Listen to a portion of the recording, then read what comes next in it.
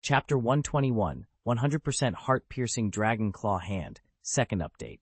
Lucian studied the warded door signs until he found what he wanted. 7th year.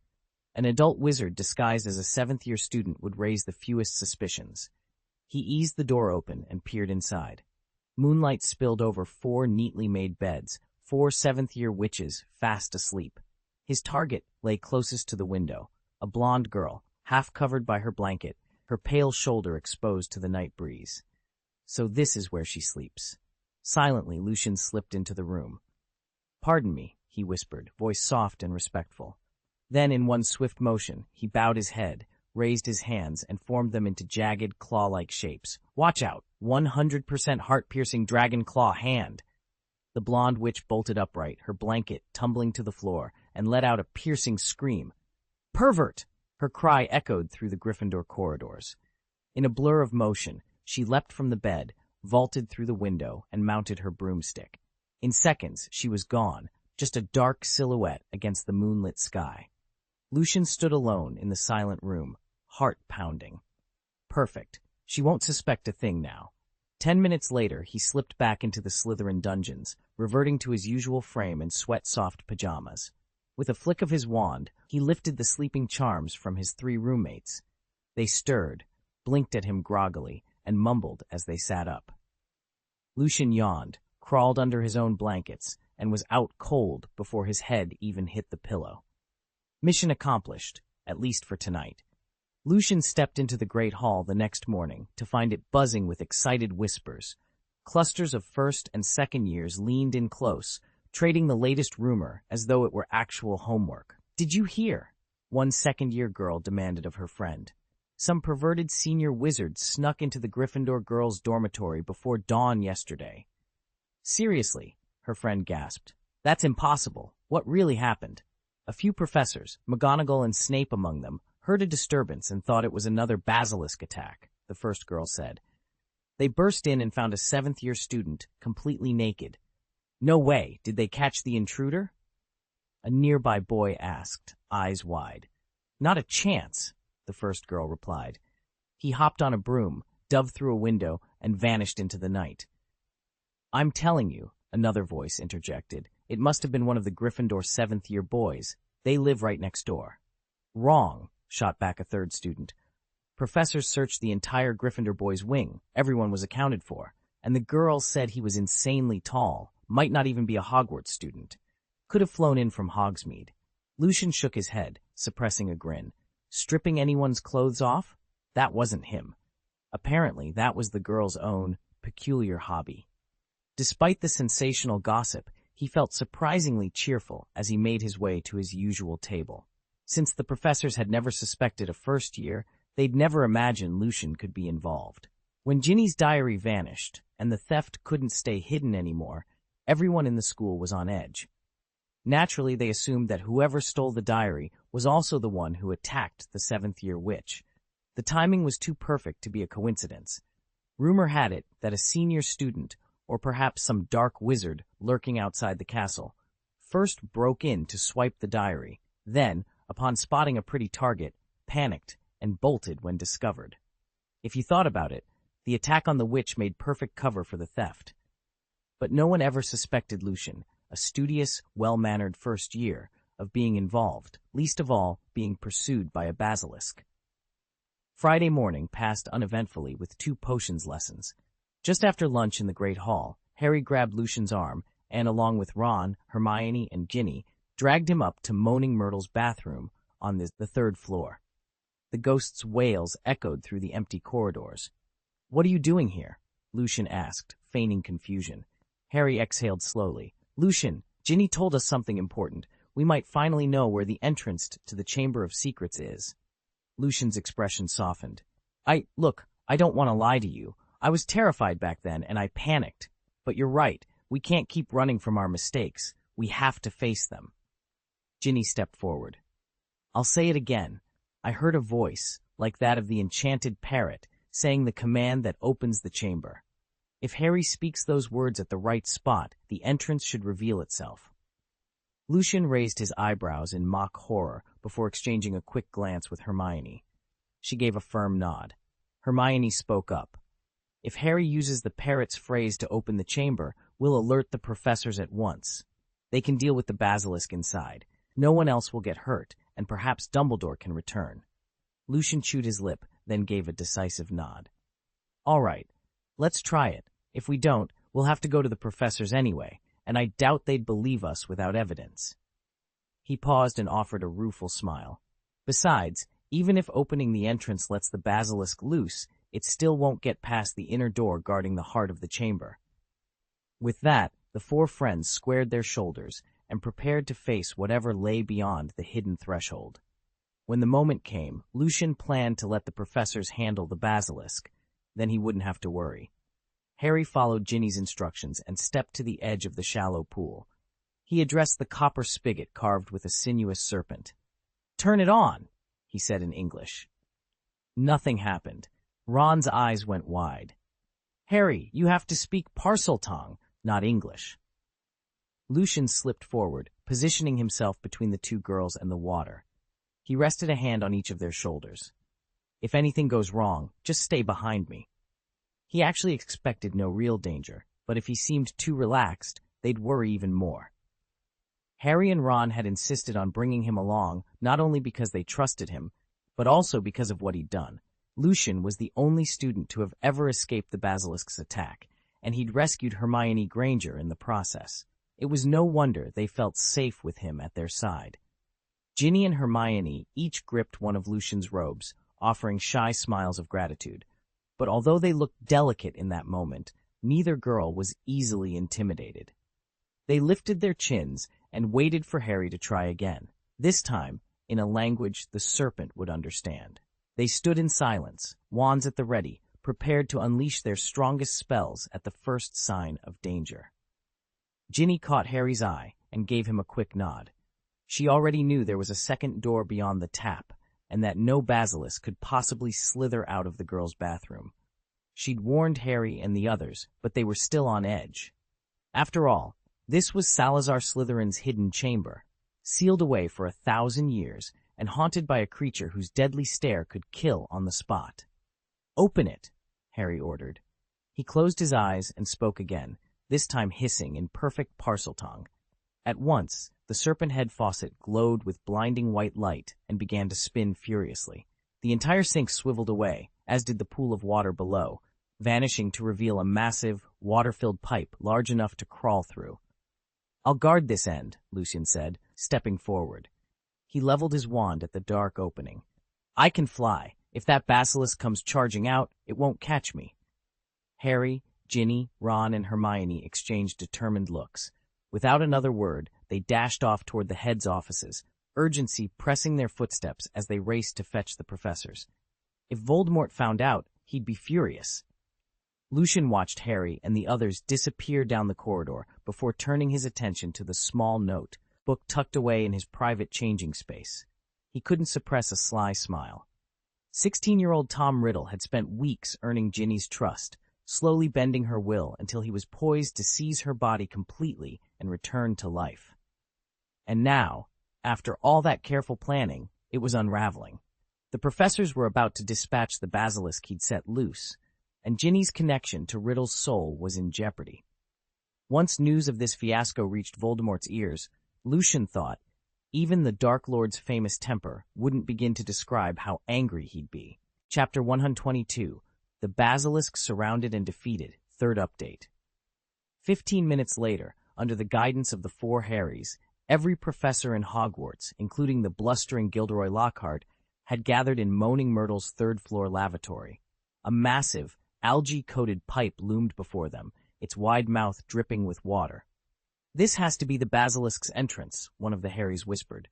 Professor Snape stepped forward, plucked a palm-sized snake scale from the rim of the pipe, and examined it with a grave expression. Nearby, Professor McGonagall already had her wand in hand. "If this is truly the basilisk's lair, we must descend together and put an end to it," she said firmly. "We can't allow it to harm any more students." Lockhart swallowed, his confidence faltering. "Surely one of us should stay behind. Why not me?" he offered in a quavering voice. Snape turned on him with a cold glare. "Professor Lockhart, there's no room for theatrics down there. We move at once. At the back of the group, Lucian tightened his grip on his own wand. He felt a rush of determination. There was no turning back now. With a silent nod from McGonagall, the teachers formed a line and began to climb into the shadowy pipe, prepared to confront the deadly beast lurking below. "All right, Lockhart, now's your moment to shine. You lead the way.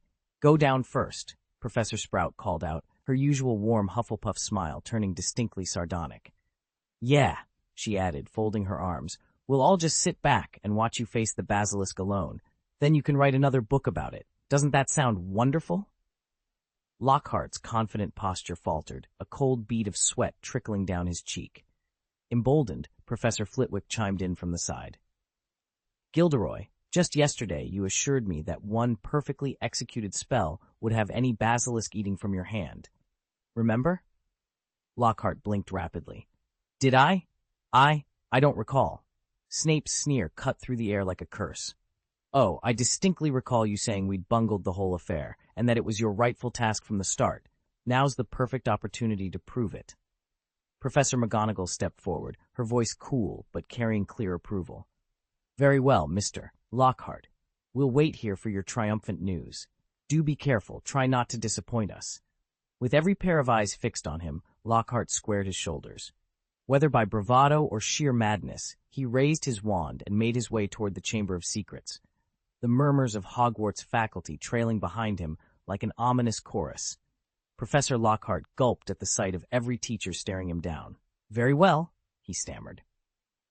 "I'll just pop back to my office and gather my things."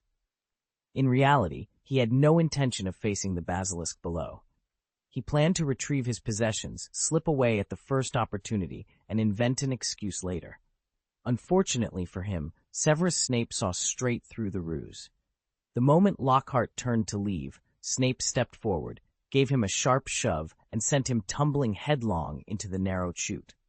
"I thought you prided yourself on your prowess," Snape said coolly. "If you have preparations to make, do them down there." "Ah!" Lockhart's panicked scream echoed up the tunnel as he slid out of sight. The other professors exchanged relieved smiles. "Lucian," Snape said, addressing our hero, "you're adept at flying charms. Go to Hagrid's hut and bring back a handful of giant roosters." He turned then to Harry. "Harry, you and I will go down first." Moments later, a muffled thud signaled Lockhart's arrival at the bottom. Snape leaned close to Lucian, murmured a quick instruction, and melted into the shadows, descending the pipe with Harry at his heels. According to Ginny Weasley, they would face a heavy door further in, one that demanded Parseltongue to unlock. Since they'd confirmed the creature in the chamber was a basilisk, Professor McGonagall had already instructed Hagrid to round up several large roosters and station them on the castle's various floors. Now that Hagrid had delivered a healthy brood of birds, she sent Lucian to fetch them. After all, the basilisk's one weakness was the crow of a rooster, and with that advantage, defeating it would be far less perilous. "Ginny, Hermione, Ron, head back to the common room," McGonagall told them, her voice urgent. "We'll explain everything once you've returned from the hunt." With a flick of her wand, she dove into the flue flame alongside the other professors. Lucian gave the trio a determined nod, spread his wings, and swooped from the third floor through the entrance hall. The younger students, hurried along by their prefects, looked on in wide-eyed amazement as he zipped past. Moments later, Lucian landed at Hagrid's gate. "Hagrid," he called, striding up the path. "We've found the basilisk. The professor wants the roosters. Where are they?" Inside the giant's hut, Hagrid was busy mixing feed in a battered wooden trough.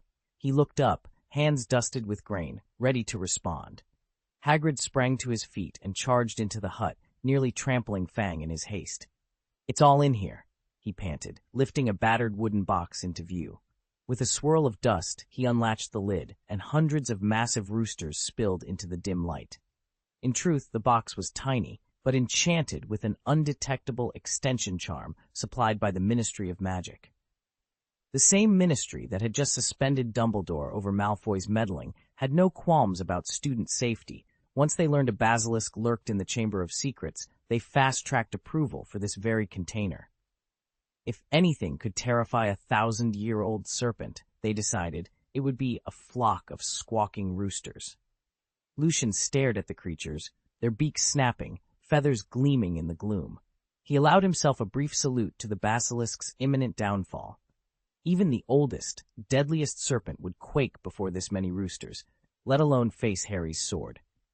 Cradling the enchanted box under his arm, Lucian darted out of the hut and bounded up the castle stairs 2 at a time, headed for the 3rd-floor landing. There, he would join Harry and the others, and unleash a rooster barrage the Chamber of Secrets would never forget. Ron, Hermione, and Ginny didn't budge. True Gryffindors to the core, they hovered at the pipe's mouth, every muscle tensed with worry. "Don't fret," Lucian called down, strapping a weathered wooden crate to his back. "I'll have this sorted in no time." He gave them one last wave, then leapt into the shaft. The metal slide rattled beneath him until, thud, he landed on cold stone. A dimly lit tunnel stretched before him. He hurried along, passing the enormous shed skin of a basilisk that lay draped against the wall like some hideous tapestry. When he reached the chamber's heart, Professor Snape and Harry stood waiting. Lucian set the crate on the floor. It rattled with the anxious pecks of Hagrid's cockatrices, dozen-strong, half-bird, half-serpent beasts. Snape knelt and peered into the box. "Quite the collection," he murmured. Then he turned his steely gaze on Harry. "Potter, let's begin." From the shadows, Professor McGonagall's voice rang out, edged with concern. "Lucian, the moment Potter lifts that seal, back away immediately. Do not watch." Harry shot Lucian a sideways glance. "Mind you," he whispered, "I'm a year older, 2nd year to a 1st year. Spare me the math, Potter," Snape snapped. "Now open it. This is hardly the time for your jealousies." Lucian swallowed, then knelt beside Harry as he reached for the enchanted seal. Ahead lay whatever lay beyond the door, basilisk or no, and together they were about to face it. Harry snapped, "I'm not jealous." Yet despite his protest, he turned to face the twin serpents carved into the stone wall ahead. In a low, hissing voice of Parseltongue, he commanded, "Open." Immediately, the emerald eyes of the serpents flared with green light. Deep cracks spider-webbed across the wall, and it slowly swung inward to reveal a vast, shadowy chamber. The ceiling soared at least 3 stories above their heads, supported by enormous pillars entwined with sculpted snakes. At the far end of the hall loomed a towering stone statue of Salazar Slytherin, one of the 4 legendary founders of Hogwarts. No sooner had the wall finished opening than Professor Snape seized Harry's arm and pulled him back. "Lucian, take him away," Snape ordered in a strained whisper, and Lucian stepped forward at once, ready to lead Harry out of the hidden chamber. Chapter 123, The Professor's Strength, 4th Update. "Harry, fall back," Lucian hissed, pulling his friend away from the doorway. They crouched in the corridor, hearts pounding, waiting for whatever fate awaited those inside. A moment later, the door rattled with a wild clamor. Frantic rooster cries, the basilisk's terrified screeches, and the thunder of spellwork. "Close your eyes tight," Lucian urged, pressing his hands over Harry's lids. From within came a rapid-fire succession of incantations. God of Swords. Thunder explosion. Super armor protection. Eye disease curse. Lucian pieced it together. The eye disease curse to seal off the basilisk's gaze. The thunder explosion to hurl it back. The God of Swords and Shadows to strike the killing blow. And the super armor protection to shield the professors from any retaliatory strike. Even without the sacrificial rooster, this legendary serpent stood no chance against such mastery. Lucian let out a low whistle. Putting Gilderoy Lockhart aside, the Hogwarts faculty really are the finest wizards in the world. Even Sybil Trelawney, who, despite her habit of spouting nonsensical prophecies in class, was in fact the great-great-granddaughter of Cassandra Trelawney, was dumbfounded as the dust settled. Lucian waited until the commotion died down, then shepherded Harry a few paces away. Before them lay the remains of the basilisk, its enormous, slithering body torn into pieces, unmistakably dead. All the professors were unharmed. With a flick of their wands, they gathered the scattered roosters, Lucian's specially procured birds meant to distract the serpent, and returned them safely to their wooden crate. Lucian turned to Professor Snape, eyes bright with excitement. "Professor, I've developed quite an interest in magical creatures. Hagrid's been tutoring me on them lately. May I keep some of the basilisk's fangs as souvenirs?" He knew full well that basilisk teeth were prized for more than just their rarity. Their venom was one of the few things capable of destroying a Horcrux. Snape gave a curt nod. "We dispatched the basilisk more easily, thanks to those roosters you brought," the potions master admitted. "But be careful, its fangs are deadly poisonous." Without hesitation, Lucian knelt beside the carcass and carefully pried free several gleaming fangs. He placed them gently into the crate alongside the dazed roosters, then rose with a satisfied grin. "Thank you, Professor. These will be invaluable." The basilisk lay vanquished, and a collective sigh of relief rippled through the chamber. As the professors turned to leave, Gilderoy Lockhart hung back, his usual bravado drained away. He'd been so terrified during the encounter, cowering in a corner until the last moment, that he knew the moment these seasoned witches and wizards compared notes, his entire facade would crumble. Desperate to protect his reputation, he stealthily drew his wand, preparing a mass memory charm that would rewrite events. He alone had slain the basilisk and saved Hogwarts. But Lucian, ever watchful, caught the slightest flicker of Lockhart's sleeve. "Professor Lockhart, what are you doing?" he called out, voice calm but urgent. Before anyone else could react, Lucian flicked his own wand. "Expelliarmus!" Lockhart's wand flew from his grip and skittered across the cold stone floor. He slumped backward, eyes wide with shock. "Lucian, explain yourself," Professor McGonagall demanded, stepping forward. Her gaze shifted from the stunned Lockhart to Lucian, confusion and suspicion mingling in her sharp emerald eyes. Around them, the other professors shared startled glances. Nobody quite understood what had just happened, only that Lucian had, in an instant, thwarted whatever scheme Lockhart had been plotting. Lucian jabbed a finger at Lockhart. "I just saw Professor Lockhart sneaking around behind us, about to cast a spell on all the other professors." Lockhart sprang to his feet, robes billowing. "Absurd, Lucian! How could I ever turn a wand against my colleagues?" Severus Snape rose, from his chair, his dark eyes narrowing. He clearly trusted Lucian's word over Lockhart's. After a silent moment, Snape spoke, his voice low and cutting. "He planned to unleash a memory charm on us, then parade himself as the hero who slew the basilisk, just as he's done countless times before. He interviews real heroes, erases their memories, and publishes their deeds under his own name." A ripple of shock and anger ran through the gathered professors. Minerva McGonagall pressed her lips together, while Phileas Flitwick's wand hand trembled with indignation. "This is slander," Lockhart protested, his face flushing pink. "You're jealous of my fame, that's all. I did nothing of the sort." Snape raised his wand without another word. With a whispered incantation, ghostly silver ropes shot from the tip, coiling tightly around Lockhart's arms and legs until he was bound like a serpent in its own coils. The false hero thrashed and sputtered, but the ropes constricted with every struggle. Snape gave Lockhart a contemptuous look. "When the Aurors from the Ministry arrive, explain your version of events to them. If you're still intent on denying the truth, I'll be happy to provide a few drops of Veritaserum as a courtesy." Lucian swallowed hard, but nodded. "I'll fetch them right away, Professor Snape." Lockhart, finally subdued, could only glare as Lucian turned on his heel and hurried out of the room to summon reinforcements. McGonagall exhaled in relief. It would not be long before the real story came to light, and Gilderoy Lockhart's reputation lay in tatters. Lucian's grip tightened on Gilderoy Lockhart's robes as he faced the desperate professor. "You may have penned dozens of notes for me," he said quietly, "but I won't let you wipe my memory." Lockhart's pale blue eyes flickered with panic.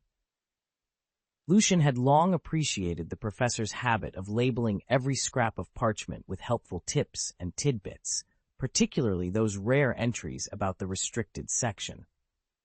If Lockhart had merely claimed others' adventures for his novels, Lucian would never have intervened.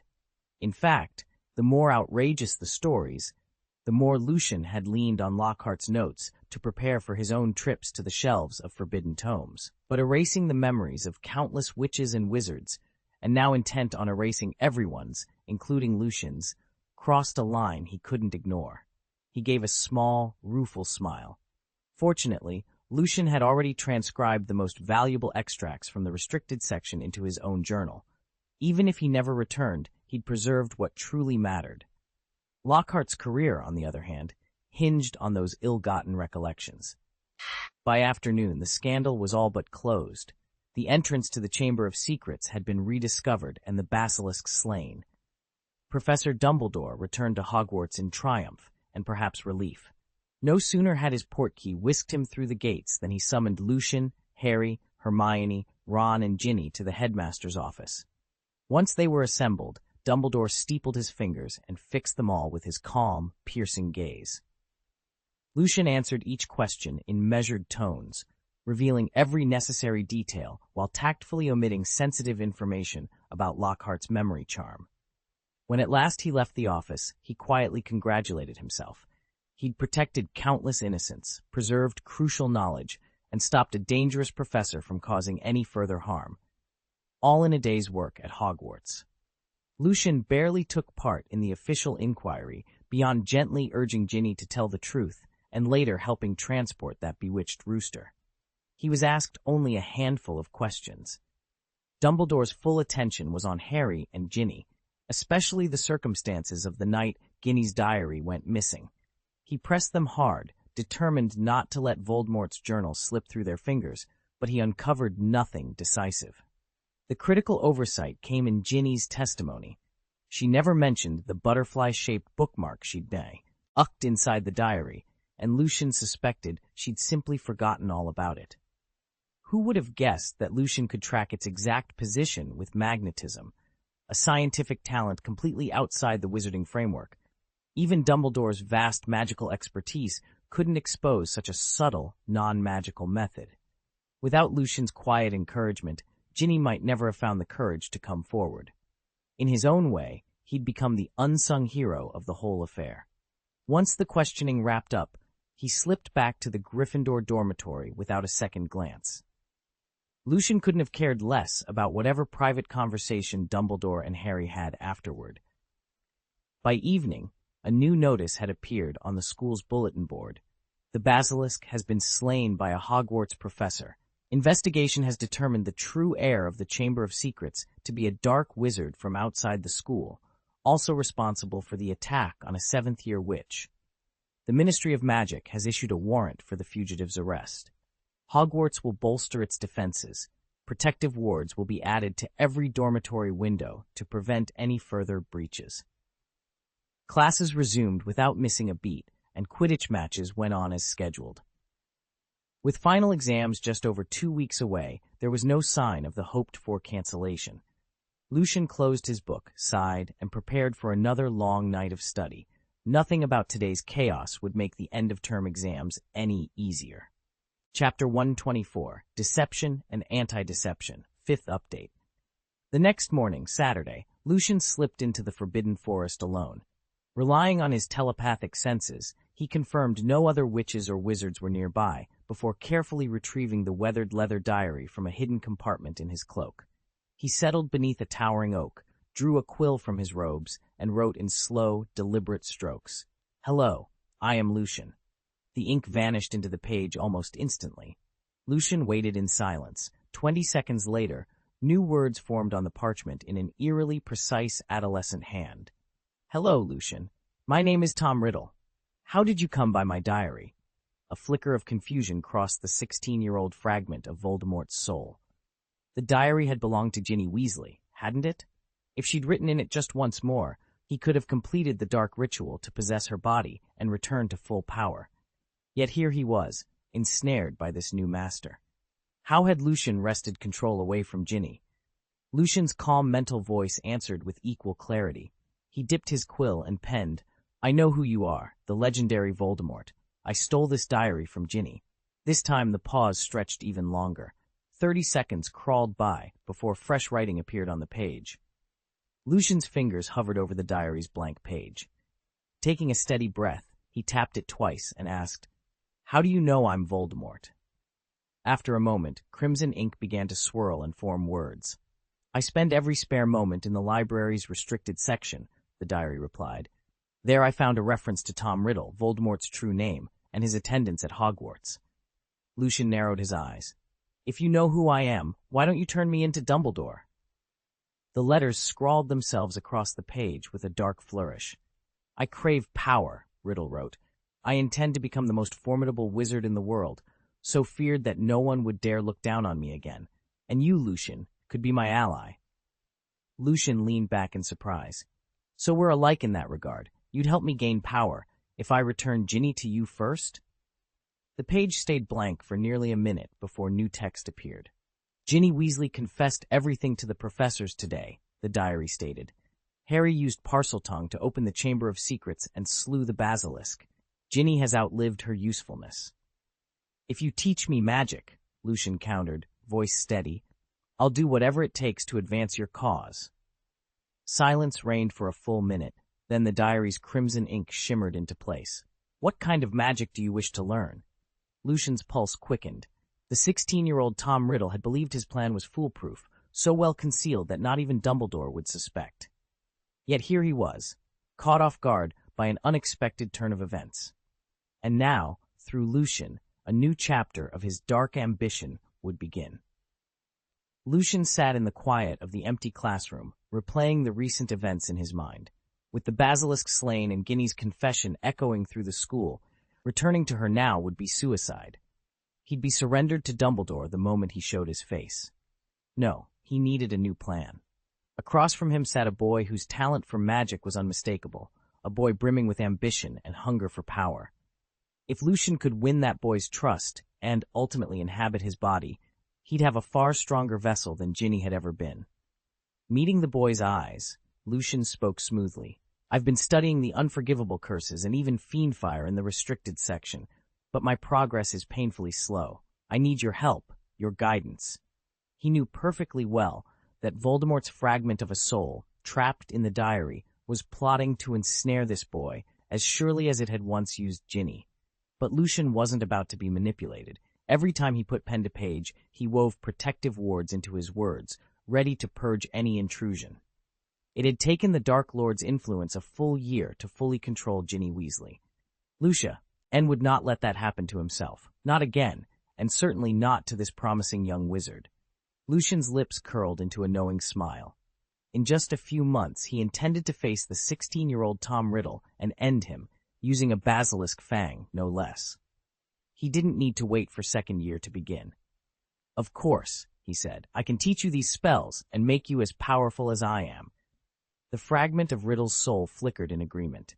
To claim Lucian's body, he needed Lucian's absolute trust, and Lucian had already shown his affinity for the darkest arts by sneaking into the restricted section. There was no doubt he was a kindred spirit, not Dumbledore's pawn.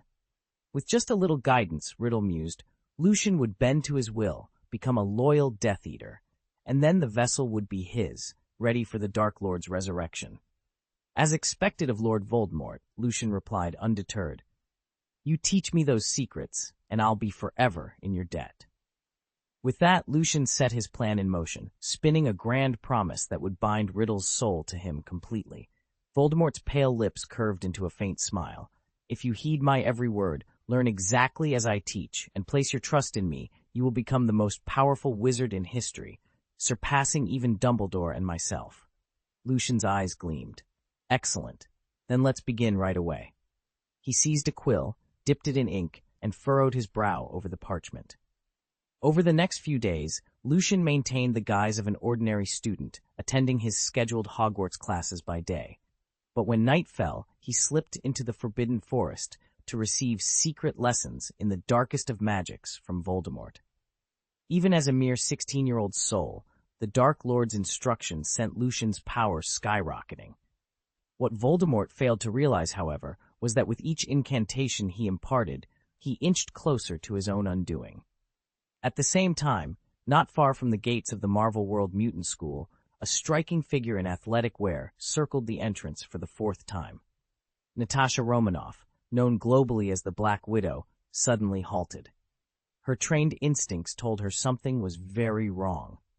Since director Nick Fury assigned her to track Lucian and the other mutants, Agent Hill had spent weeks combing through satellite feeds and surveillance records to pinpoint their hideout. At last, she triangulated the location, the abandoned Xavier School. It made perfect sense, both strategically and emotionally, that Lucian would shelter alongside fellow mutant children in a place built for them. Several high-resolution images even showed Lucian and Wolverine skulking near the mansion's grounds. But when Hill flew over the coordinates for a closer look, the school simply wasn't there. On her HUD, the ancient castle that once loomed atop the cliff had vanished without a trace. Puzzled, she circled the area 4 times. Nothing. No sign of the brick walls, no outline of the wrought iron gates, just the rocky promontory and dense forest. Only mutant powers could render an entire fortress invisible so effectively. Hill allowed herself a small, satisfied smile. Her original hunch had been right all along. "It's a bit of a nuisance, but nothing we can't handle," Black Widow said, brushing off the complication. She didn't linger. As the world's foremost intelligence agency, S.H.I.E.L.D. had cutting-edge technology and decades of experience in tracking superpowered individuals. No secret was too well hidden for them. With that confidence, Natasha Romanoff turned and headed back toward the New York branch to call in a team of tech specialists. What she didn't know was that, just inside the school gates, Lucian stood in his gym clothes, watching her every step with keen interest. Chapter 125, The Black Widow Strikes the Academy. Lucian's chant died on his lips as the walls of the simulation chamber seemed to shiver. He'd been perfecting a new version of the death curse, dark energy coiling around his fingertips, when he felt it, a precise, unerring presence slipping through his mental wards. His forgetfulness spell had failed. S.H.I.E.L.D. still had countermeasures after all. He spun around. From the far corner stepped a figure in sleek black combat gear. Natasha Romanoff, the Black Widow. Lucian's breath caught. He'd assumed she remained oblivious, bound by the curse of oblivion he'd cast at the Alkali Gene Company base last year. Clearly, he'd underestimated her agency, or his own sloppy magical traces. Before he could speak, a calm voice echoed in his mind. "Professor Xavier." Even now, Charles Xavier's telepathy sifted through every thought or intention around the school. Lucian suppressed a grin, so his mentor was already aware of the intruder. That was 2 players on the board. Natasha's green eyes locked onto him. "Lucian, stand down. S.H.I.E.L.D. wants to bring you in alive." He stepped forward, violet sparks dancing between his fingers. "You're a little late. I escaped your clutches once. Surely you've learned how that ends." He tilted his head. "Besides, I'm not in the mood to cooperate." She tilted her head back, expression unflinching. "We've upgraded since last year. Sonic disruptors, spectral nets.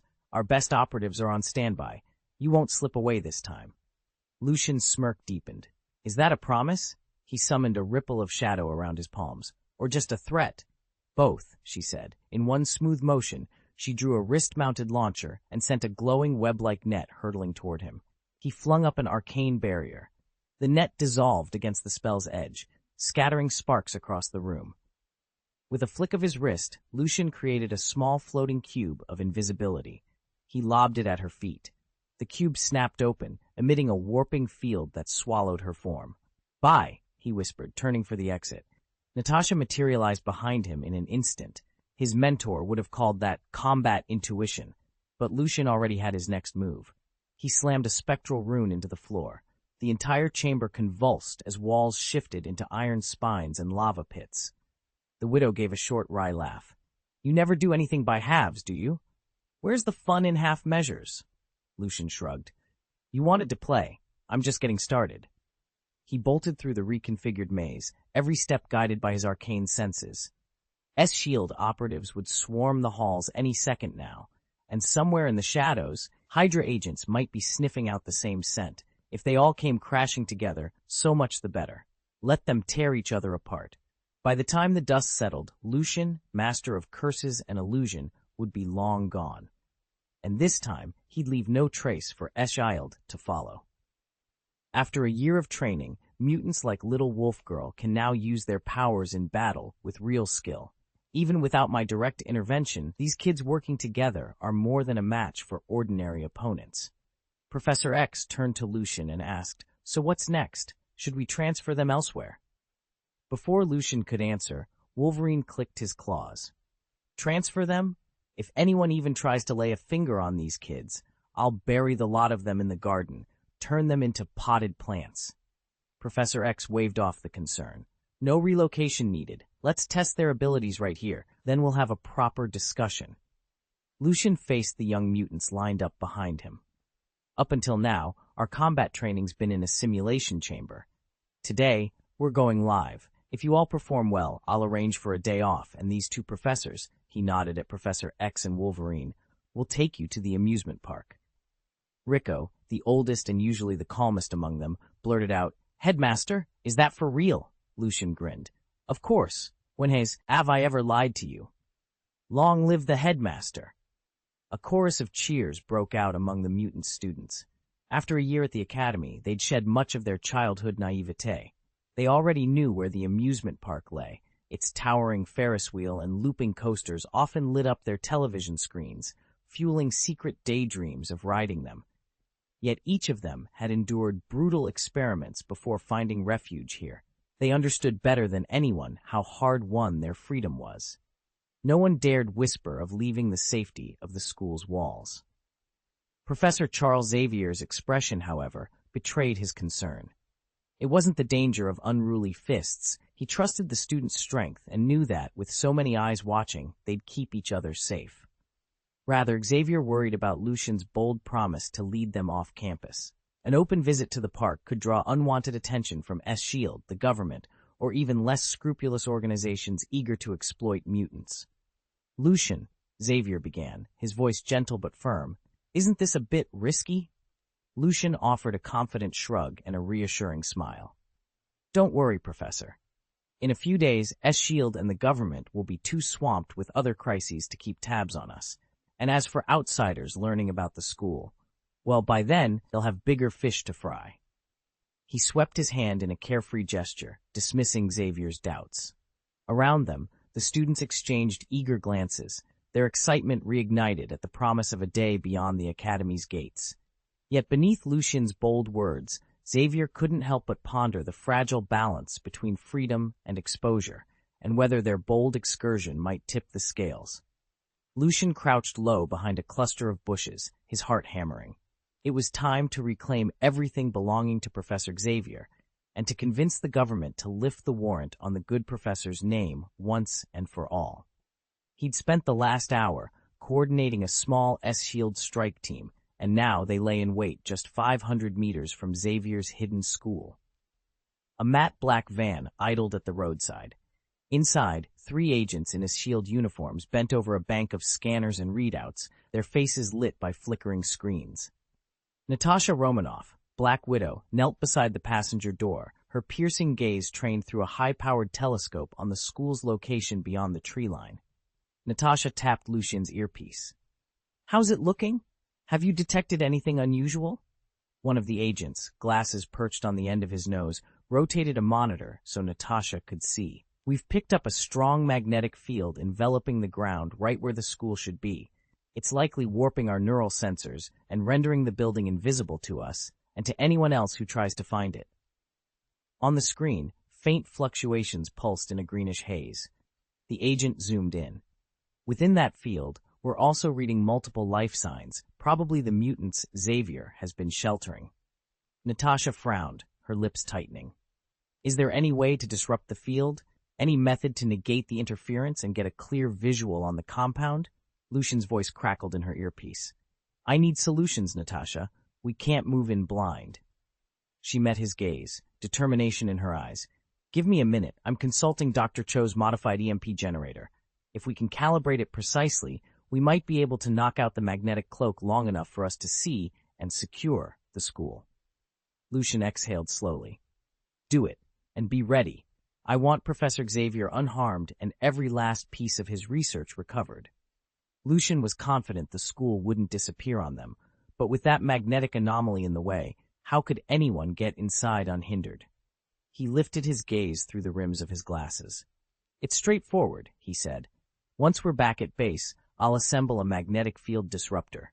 It'll neutralize whatever's scrambling our scans, and you'll be able to see the school clearly." Black Widow gave a curt nod. "Fine, you handle that. I'll brief the director on our next steps." With that settled, she motioned to the driver, and they departed for S.H.I.E.L.D. headquarters. By evening, dusk had settled over the forest opposite the school's main gate. Black Widow led 3 squads of S.H.I.E.L.D.'s finest into a standoff position among the trees. "I'll go in first," she whispered. "Stay put until you hear my signal." "Roger that." Her operatives melted into the shadows, leaving Black Widow alone in the clearing. Dressed in her form-fitting black combat suit and carrying Lucian's prototype jammer, she dashed across the road. Seconds later, she reached the 10-foot wall that guarded the campus. Flicking on the device, she peered through its scope. At last, the school's facade came into sharp relief, free from the magnetic interference. The mission was officially underway. Lucian watched from the shadows as Natasha eased herself up to the school's outer wall. With her skills, scaling it in the dead of night should have been easy, but as soon as her fingers brushed the top, she recoiled as if she'd struck an invisible barrier. She lost her grip and tumbled backward, landing hard on the gravel below. "Natasha, are you all right?" came the urgent voice of one of their fellow agents through her earpiece. She pressed a hand to her nose, wincing against the sting of pain. Gritting her teeth, she pushed herself up. "I'm okay. Just don't move," she replied. She reached out to test the spot where she'd hit, nothing but open air. Her brow furrowed in confusion, but she refused to be deterred. Natasha crept around the wall's far corner and slipped into the school grounds. The courtyard lay silent beneath the moonlight.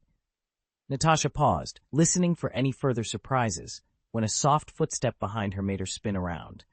A tall figure stood in the archway, arms folded, expression unreadable. "Quite the midnight tour you've planned," he said, voice calm but edged with amusement. "I'm curious what brings such a beautiful lady wandering our halls at this hour." Natasha's heart skipped. She knew that voice. She knew that presence. Lucian. A chill ran down her spine at the sound of his name. Standing there, bathed in pale lantern light, Lucian, once her closest ally, smiled thinly.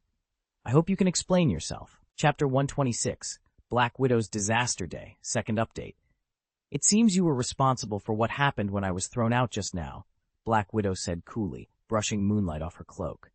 Lucian stood atop the ruined wall, his dark coat whipping in the night breeze. He offered her a casual, knowing smile. "If you insist, it can be called my doing." She studied him, unfazed. Tonight's events had clearly not been accidental. Her plan was simple: infiltrate the academy, gauge the number of mutants inside, then negotiate, resorting to force only if talks failed. Yet as soon as she tried to scale the wall, an invisible barrier slammed her back. He shrugged. "To be honest, I didn't attack you. I just forgot to deactivate the magic barrier, and you ran right into it. Since it was my barrier, though, one could argue I'm at fault." Black Widow's eyes narrowed. She stepped closer, the moonlight casting her shadow over crumbling stones. "So why sneak onto our grounds at this hour, beauty?" Lucian's lips curved into a half-smile under his hood. "Why indeed? The famed Black Widow never wanders into enemy territory without a purpose." A faint smirk touched her lips. "Believe me, it's obvious. I'm here to discover exactly how many mutants this school is hiding. Once I have the numbers, we'll see what kind of agreement we can strike." Lucian's grin widened. "Very well. Shall we proceed inside, then?" They paused for a heartbeat beneath the silent stars, two adversaries teetering on the edge of an uneasy truce, unaware that far greater forces were already turning their eyes toward this fateful encounter. Lucian stood beneath the harsh glow of the base's entry gate, coat half draped over one arm. His eyes locked onto the figure stepping out of the shadows. "Of course I came looking for you," she said, voice low and teasing. "The cad who abandoned me so cruelly." Natasha, Black Widow herself, smiled and gave him a conspiratorial wink. Lucian felt a spark of clarity wash over him. "So you still want me," he said, half in wonder, half in resignation. "I never guessed you'd fallen for me the moment you arrived at the base. Well, if that's true, I suppose I can reluctantly agree." With that, he shrugged off his coat. Natasha arched a perfectly sculpted eyebrow.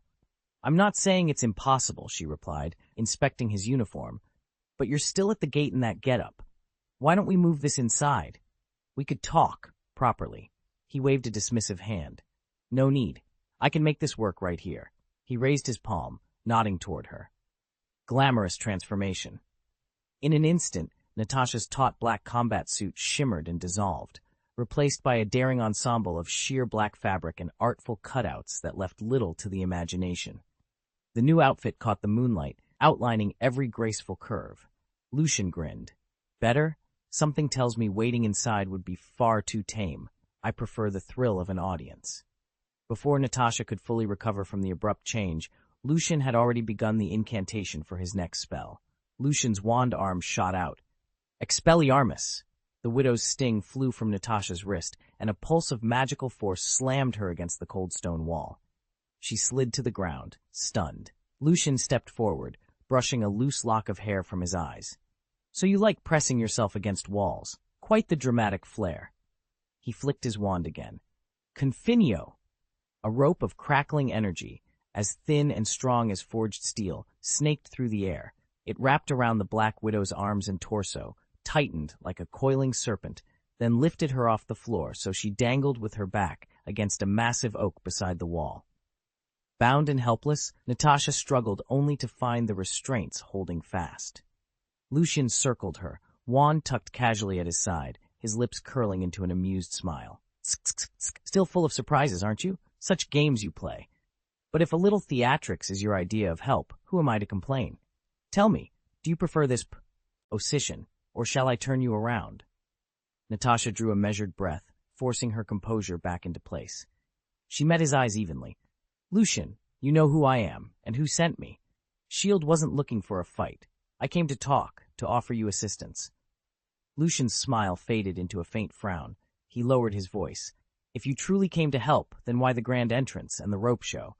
The night held its breath as the two agents, bound by magic and duty, faced off under the moonlit sky. Shouldn't you have come to the front gate, in broad daylight? Lucian asked, standing stiffly with his hands clasped behind his back, a faint, sardonic smile playing at his lips. Black Widow froze. She'd never admit she'd slipped in under cover of night to probe the school's defenses, and any lie she told now would only expose her. Mr. Lucian, I know my methods were unorthodox, but my mission— Save your excuses. Lucian's voice was calm but unyielding. You trespassed on school grounds after hours. First, you'll endure the reprimand you've earned. Then, and only then, if you still wish to speak in earnest, we'll continue this discussion. He reached into his pocket and drew out the enormous alloy mace Tony had designed. Black Widow's breath caught. The sheer size of that weapon meant even her genetically enhanced body couldn't hope to withstand a blow. Instinctively, she lifted a hand to the comm unit in her ear, ready to signal her elite team waiting just outside. If she could stall him long enough, they'd breach the gates and extract her, and, hopefully, avoid a deadly firefight. But as Lucian held the mace aloft, she realized she might already be trapped in a confrontation she couldn't control. Lucian watched her struggle for a moment longer, then shook his head. You really think sneaking in to steal our intel is going to end well? He said, voice cold but controlled. All right, let's try this a different way. He stowed the heavy mace at his hip and drew instead a slender alloy rod, no thicker than his thumb. The agent known as the Black Widow, still suspended in midair by thin, enchanted ropes, caught sight of it and fell silent. Lucian smiled. Ready? He asked. With a flick of his wrist, he activated the rod's magnetic field. It darted forward like a steel snake and struck her squarely on the backside. She gritted her teeth, sweat prickled at her brow. Again and again, the baton snapped against her, each blow precise and controlled. When he judged she'd had enough, Lucian lowered the rod and spoke evenly. Now, talk. Her voice was hoarse as she spat out the words. Fine. You can let me down if you want me to answer your questions. Gladly. Lucian waved his hand. The binding ropes dissolved into the air. Instantly, her skimpy undergarments reshaped themselves into the sleek black tactical uniform of a top operative, though the fresh welt on her hip left no doubt where his questions had landed. Without the support of the ropes, she dropped to the floor in a controlled roll, regained her footing, and glared up at him. Her butt throbbed, but her eyes burned with defiance. Since you insist on talking, she said through clenched teeth, let's talk. Lucian simply nodded. The interview had begun. Lucian braced himself to land, but a sharp sting in his backside threw him off balance, and he nearly collapsed to the ground again. He glared at Black Widow. Tell me, what do you mean by S.H.I.E.L.D.? Black Widow pressed a hand to the bruised spot on her rear and answered, Lucian, you should already be familiar with S.H.I.E.L.D. from your time with Miss Potts. We're charged with global security and operate under the authority of multiple governments. Are you threatening me? Lucian asked, lifting an eyebrow. She waved her hand quickly. No threat, just a statement of fact. We can persuade the CIA to call off Professor X's arrest and assemble the best medical team available to treat his condition. We can also arrange for the mutant children at your school to be placed with ordinary families, attend regular class, and live normal lives instead of being confined here indefinitely. The government has always considered mutants an unpredictable variable. If you want real change, we're the only organization with the reach and influence to make it happen. Lucian's face remained inscrutable. After a moment, he said softly, "It does sound promising." "Surely there have to be conditions," Lucian interjected, raising an eyebrow. Natasha Romanoff, Black Widow, offered him a measured smile. "Naturally. They're straightforward. 1. Any children we bring into S.H.I.E.L.D.'s care must remain under our watch for their own safety. 2. Professor Xavier's case is unique. Keeping him at the school poses too great a risk. An uncontrolled outbreak of his abilities could endanger civilians. We need to transfer him to our secure facility for treatment. 3. Finally, S.H.I.E.L.D. extends a formal invitation. We'd like you to join the Avengers Project alongside Wolverine." Black Widow paused, shifting her weight on the edge of her chair, her gaze steady and unyielding. Lucian folded his arms, considering the terms and the price of an alliance with S.H.I.E.L.D. Chapter 127, You Have No Choice, Third Update. Lucian sat forward, brow furrowed. "I follow everything you've said so far, but what exactly is the Avengers Project?" Natasha Romanoff, Black Widow, leaned back in her chair and sighed. "I can't reveal every operational detail, but here's the core concept. We want to bring together people with extraordinary abilities and deploy them in defense of humanity. It's very much in the spirit of Professor Xavier's original X-Men idea, using our gifts to protect those who can't protect themselves." Lucian considered her words. "That's it? Anything more I should know?" "Not much more," Natasha replied smoothly. "But this is the choice you face. Join us, and you're no longer a fugitive living in the shadows. You'll have a purpose and a place you belong. Turn us down, and you'll spend the rest of your days on the run. Governments don't trust superpowered individuals. They'll pursue you across every border, arrest you on sight, study you, experiment on you. You'll be forced to flee, either alone or dragging those mutant children with you." Her voice softened. "Those kids want nothing more than a normal life, and you deserve that too. Don't you want to wake up free from fear like any other person?" Natasha had pored over Lucian's history, his rescue by Professor X, his alliance with Wolverine, the bonds he'd formed with the young mutants. She knew exactly which arguments would resonate most deeply. Given everything she'd said, Lucian would find it hard to refuse.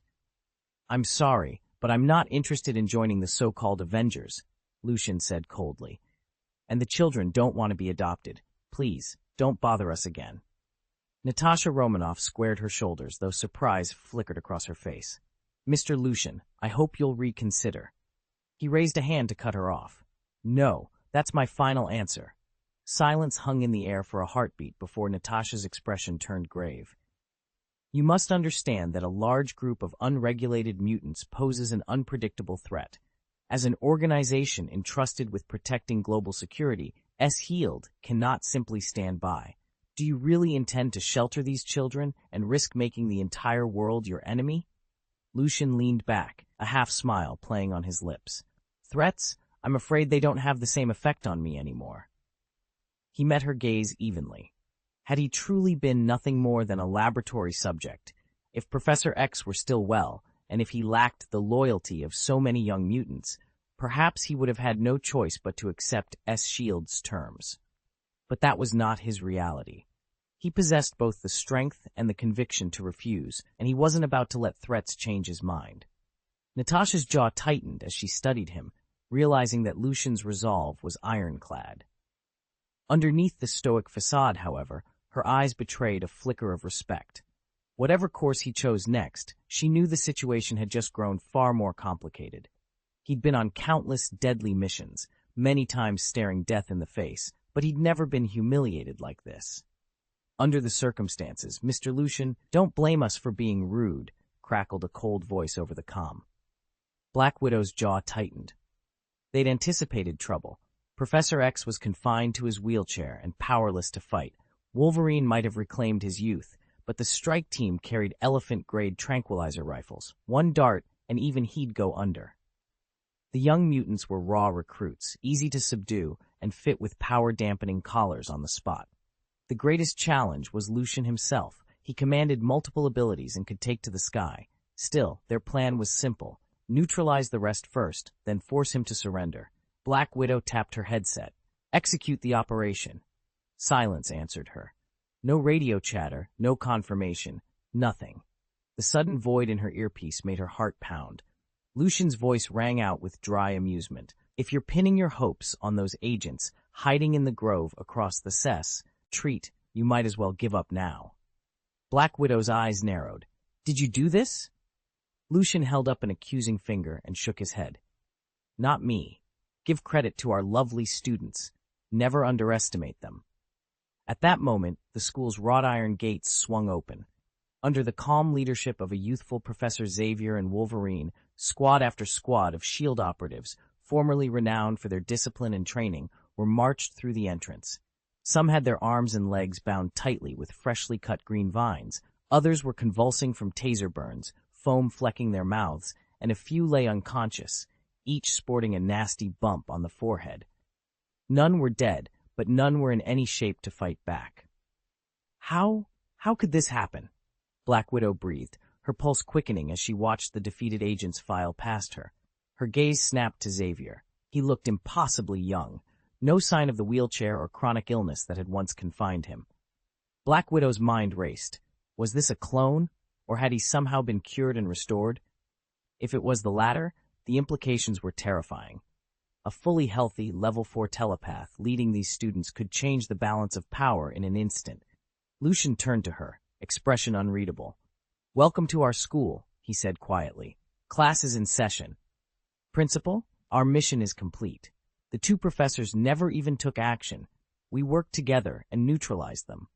Rick, the team leader, and the little wolf girl stepped forward to claim the credit. Lucian nodded in satisfaction.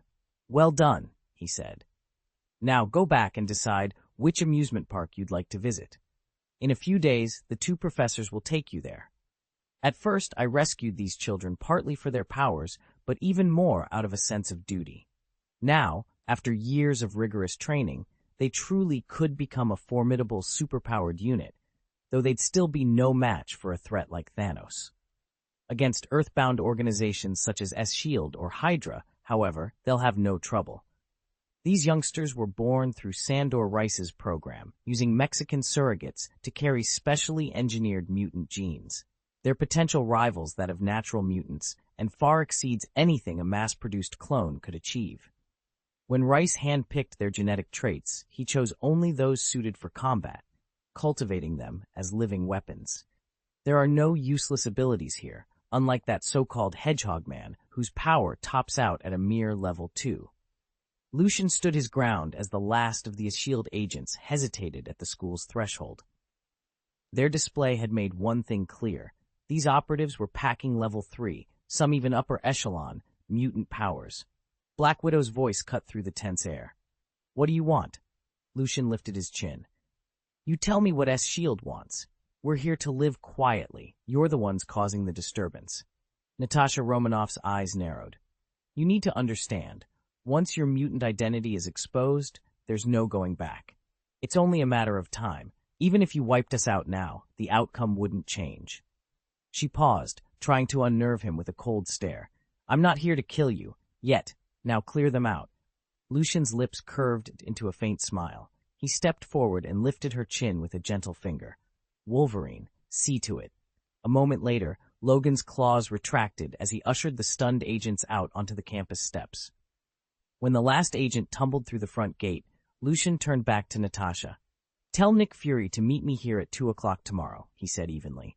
I have a proposal that will determine S.H.I.E.L.D.'s future. Remember, it's not us who have no choice, it's you. With a whisper of arcane energy, he channeled a telekinetic wave. Zombie float. Natasha shot upward on an invisible current, sailing past the archway and out of sight, along with the rest of her team. When the wind died down, Lucian let out a quiet sigh. If I hadn't let you in, you wouldn't have gotten through the gate at all. Don't flatter yourself. Lucian said coolly as he stood before the school gates. With a casual flick of his wrist, a shimmering barrier of arcane energy sprang to life, encapsulating the entire campus once more. Chapter 128, Snake Shield Agency Exposed, 4th Update. Black Widow pressed her palm against the glowing barrier and frowned. Nothing happened. The force field was impervious from the outside. A short, incredulous laugh escaped her lips. "So he knew we were here all along," she muttered into her comlink. "Just wait till Director Fury hears about this." She tapped a few commands on her wrist device and called for backup. Agents from the branch's logistics division tasked with evacuating and treating any wounded. Then she switched lines, dialing Nick Fury's secure channel. "Sir, Black Widow here," she reported crisply. "We've encountered unexpected resistance, requesting immediate medical transport for our injured operatives, and, be advised, the target site is protected by a sophisticated barrier. I'll send you the interface data now." Back on the grounds of Xavier's school, a faint ripple in the air marked the readjustment of the barrier. Wolverine, leaning against a tree and smoking a cigar, watched Lucian carefully realign the shimmering field. He took a drag, expelled the smoke, and grinned. "You know, Lucian," he drawled, "that lady out there was practically covering her." He paused, chuckling at the astonished looks the students shot him. "Rear-end the moment she hit your shield. Bet she'd have had quite an entrance if she'd actually broken through." "Logan," Professor X's voice cracked like a whip. He glared at Wolverine over his shoulder. "These are children present. Control yourself." Several students exchanged knowing smiles at their mentor's discomfort, clearly understanding the jab beneath Wolverine's humor.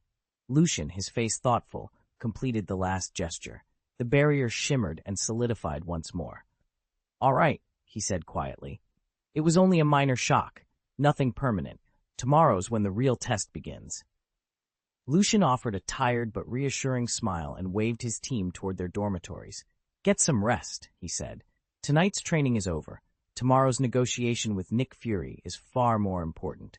If it goes well, S-Shield and Hydra will back off for good, the CIA will drop its warrant on Professor X, and we might even recover Professor X's seized assets."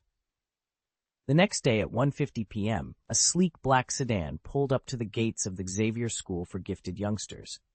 Director Nick Fury, eye patch in place, stepped out first. Behind him came Natasha Romanoff, the Black Widow, and Clint Barton, known to the world as Hawkeye, bow slung over his shoulder. Fury glanced at the shimmering barrier sealing the entrance. "Has the Ministry of Science and Technology finished their analysis of this shield?" he asked, his tone clipped. Romanoff tapped on a compact scanner, then looked up. "Preliminary data suggest it's a high-strength energy field. Conventional firearms won't break it, but a missile strike should take it down without too much trouble." Fury sighed, running a hand across his stubbled jaw. "What a shame," he muttered. "They'd make excellent additions to the Avengers Initiative." Lucian, one of the school's most powerful mutants, with a wide array of magical talents, was seated on a stone stool in front of the entrance gate, quietly preparing tea. As Nick Fury approached, the shimmering barrier at the door dissolved in an instant. "Welcome, Director Fury," Lucian said, gesturing toward a low stone bench beside him. "Please sit down, have a cup of tea, and let's talk."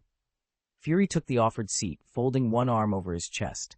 "Tea? I didn't know you had a taste for it." Lucian smiled and waved his hand.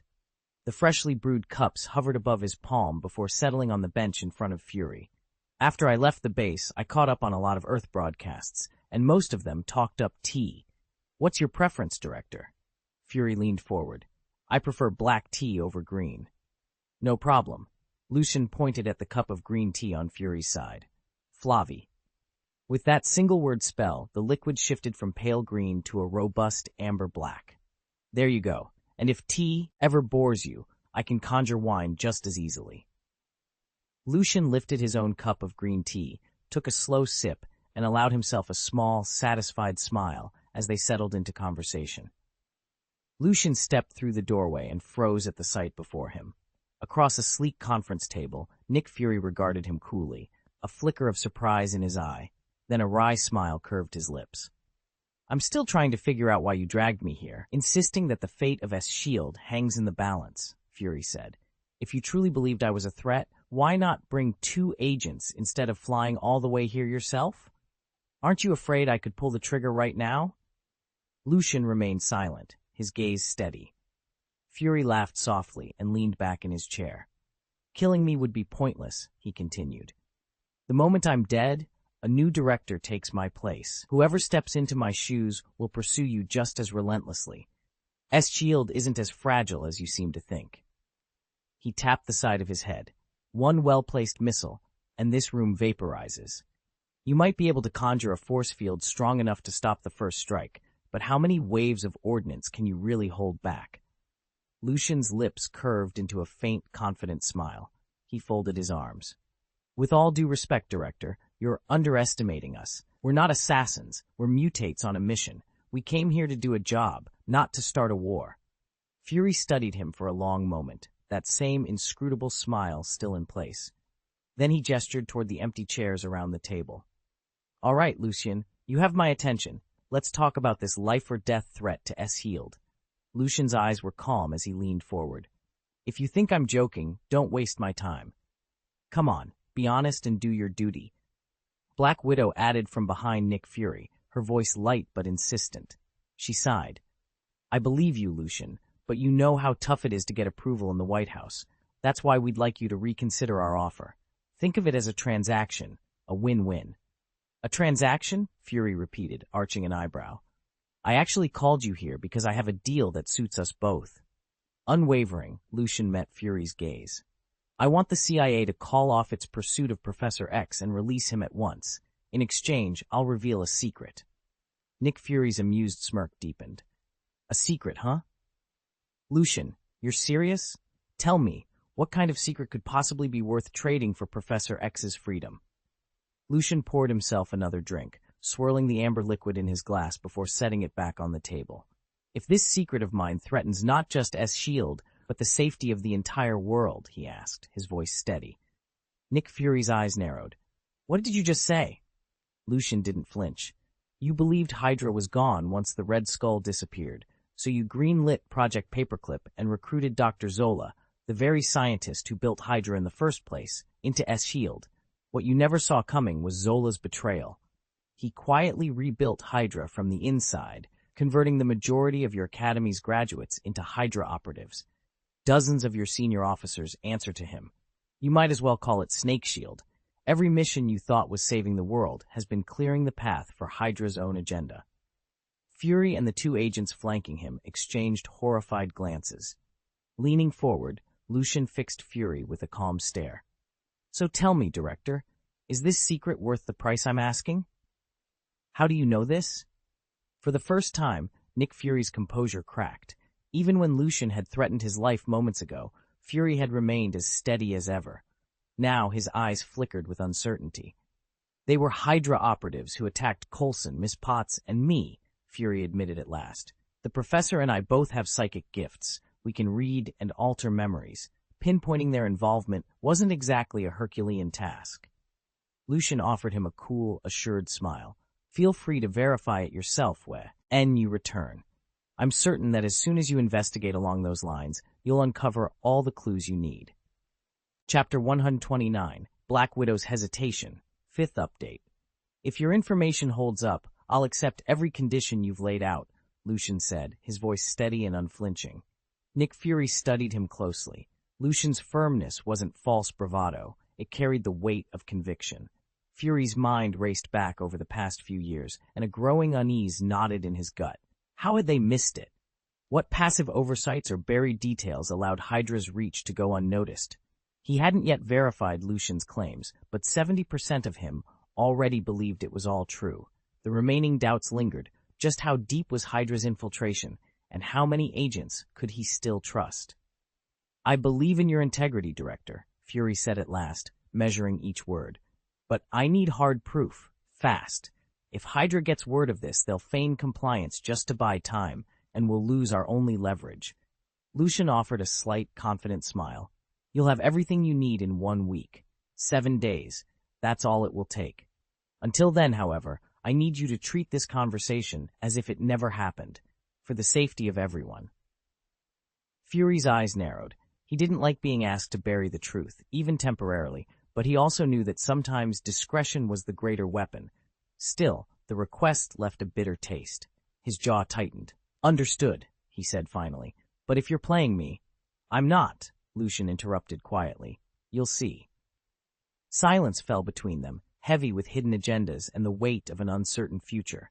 Fury forced himself to nod, though his mind was already racing, plotting his next move. Whoever this Lucian truly was, one thing was clear. The world was on the brink of a revelation powerful enough to shake S.H.I.E.L.D. to its core. And Fury intended to be ready. He stopped pressing Lucian and the others to formally enlist with S.H.I.E.L.D. Instead, he merely asked them to remain here at the school and to keep today's conversation absolutely secret from Hydra. If Hydra ever discovered he'd been compromised, he'd be their first target. The only way to silence Lucian and his classmates permanently would be to kill them all and bury the truth forever. But that was impossible. Lucian could just take to the skies. Wolverine was effectively immortal, and Professor X, rumors said he'd regained his youth, was not someone you eliminated with a single strike. If he failed, if Lucian and the others defected to Hydra, his only recourse would be to summon Captain Marvel back for reinforcements. In hindsight, he regretted ordering Black Widow to investigate Lucian. She came back with no useful intelligence and narrowly escaped with her life.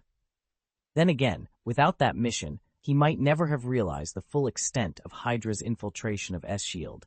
He could have been betrayed and killed by an agent he trusted. "That's only natural," he finally said. "Compared to Hydra, whose goal seems to be nothing less than global destruction, I'd rather place my faith in your S.H.I.E.L.D. Keep working at it. When you truly dismantle Hydra, I might even be persuaded to join your side, along with my students." Lucian rose from his chair and offered Nick Fury a steady, measured look. "To be honest, I turned down your offer because I'm worried about Hydra's reach inside S.H.I.E.L.D. I hope you understand my hesitation." He reached out and patted Fury on the shoulder with a calm confidence. Inside, though, Lucian thought, let him go chase his own ghosts. With Hydra so deeply embedded, especially after it came to light that Fury's most trusted director was a double agent, he knew S.H.I.E.L.D. would be tied up in counter-infiltration for years. By the time they unwound that mess, Lucian would be more than ready to stand on his own. Nick Fury glanced at the flickering monitors along the wall, as if weighing how much to confide. "I've got urgent business to handle," he said at last. "Natasha will oversee the conditions you've set. Give her 1 week, and she'll see everything done." He gave Lucian a curt nod, then peeped out into the corridor. Hawkins, no, Clint Barton, at his side. Within moments, the pair vanished down the hallway, leaving only Natasha Romanoff in the dimly lit briefing room. She folded her arms, eyes meeting Lucian's with a spark of determination. Whatever lay ahead, she'd make sure his terms were met on time. Lucian gave a casual wave. "Don't bother seeing me off." Once Nick Fury and Hawkeye had slipped away, he turned his attention to Natasha Romanoff. "I'll leave the rest to you." Her emerald eyes flickered with uncertainty before she forced a smile. "Of course. Give me a number, and I'll let you know as soon as it's done." Lucian watched her for a long moment, as if weighing her truthfulness. Finally, he spoke in a low, deliberate tone. "You came to S.H.I.E.L.D. hoping to bury your past and atone for the things you did in the Red Room. But you also know that Hydra has been running through S.H.I.E.L.D.'s veins for years. Every mission you've carried out since then, it isn't redemption. It's just piling up more guilt. Fury is too self-assured, too extreme in his methods. An organization like S.H.I.E.L.D. might not be the world's salvation. It could be its ruin." Natasha's posture stiffened, a faint tremor running through her. She met his gaze, steady despite the storm behind her eyes. "What are you saying?" Lucian spread his arms in a gesture of simple inevitability. "It's straightforward." Lucian folded his arms and met Natasha's gaze. "Our school is still short on teachers," he began gently. "If you don't mind changing your lifestyle, why not settle down here for a while? Teach our students, help them learn the skills that made you so formidable. You'd be far from the front lines, living a more peaceful life instead of chasing dangerous missions around the globe." Natasha Romanoff cocked an eyebrow, clearly taken aback. "You want me to become a teacher?" He gave a small smile. "Yes, you're a consummate spy, fluent in every language, expert in every form of transport, and one of the best hackers in the world.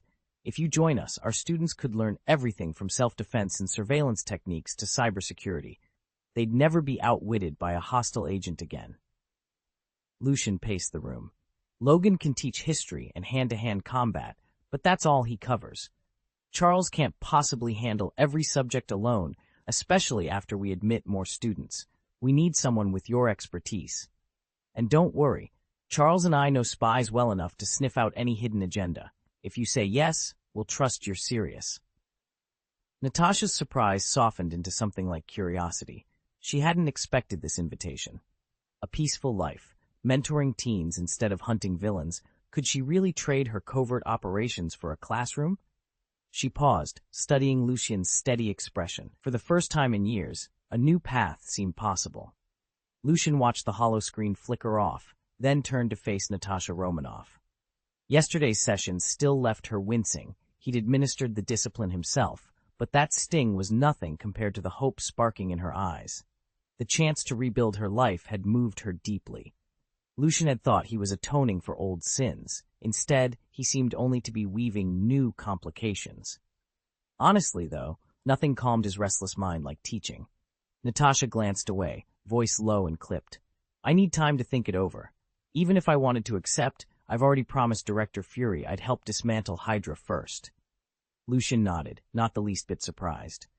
5 minutes of silence passed before she spoke again. When she finally raised her eyes, her expression was guarded but curious. There's no rush, he said, leaning back. The Academy's doors will be open for you whenever you're ready. We have far fewer restrictions than S.H.I.E.L.D. Your only task is to teach.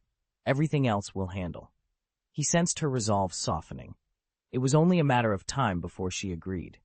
And he already had a roster of potential instructors in mind, men and women whose Mez inspired both awe and loyalty. One in particular caught his eye. Captain Steve Rogers, frozen in the Arctic ice for decades. Lucian's tracking spell had locked onto the exact coordinates.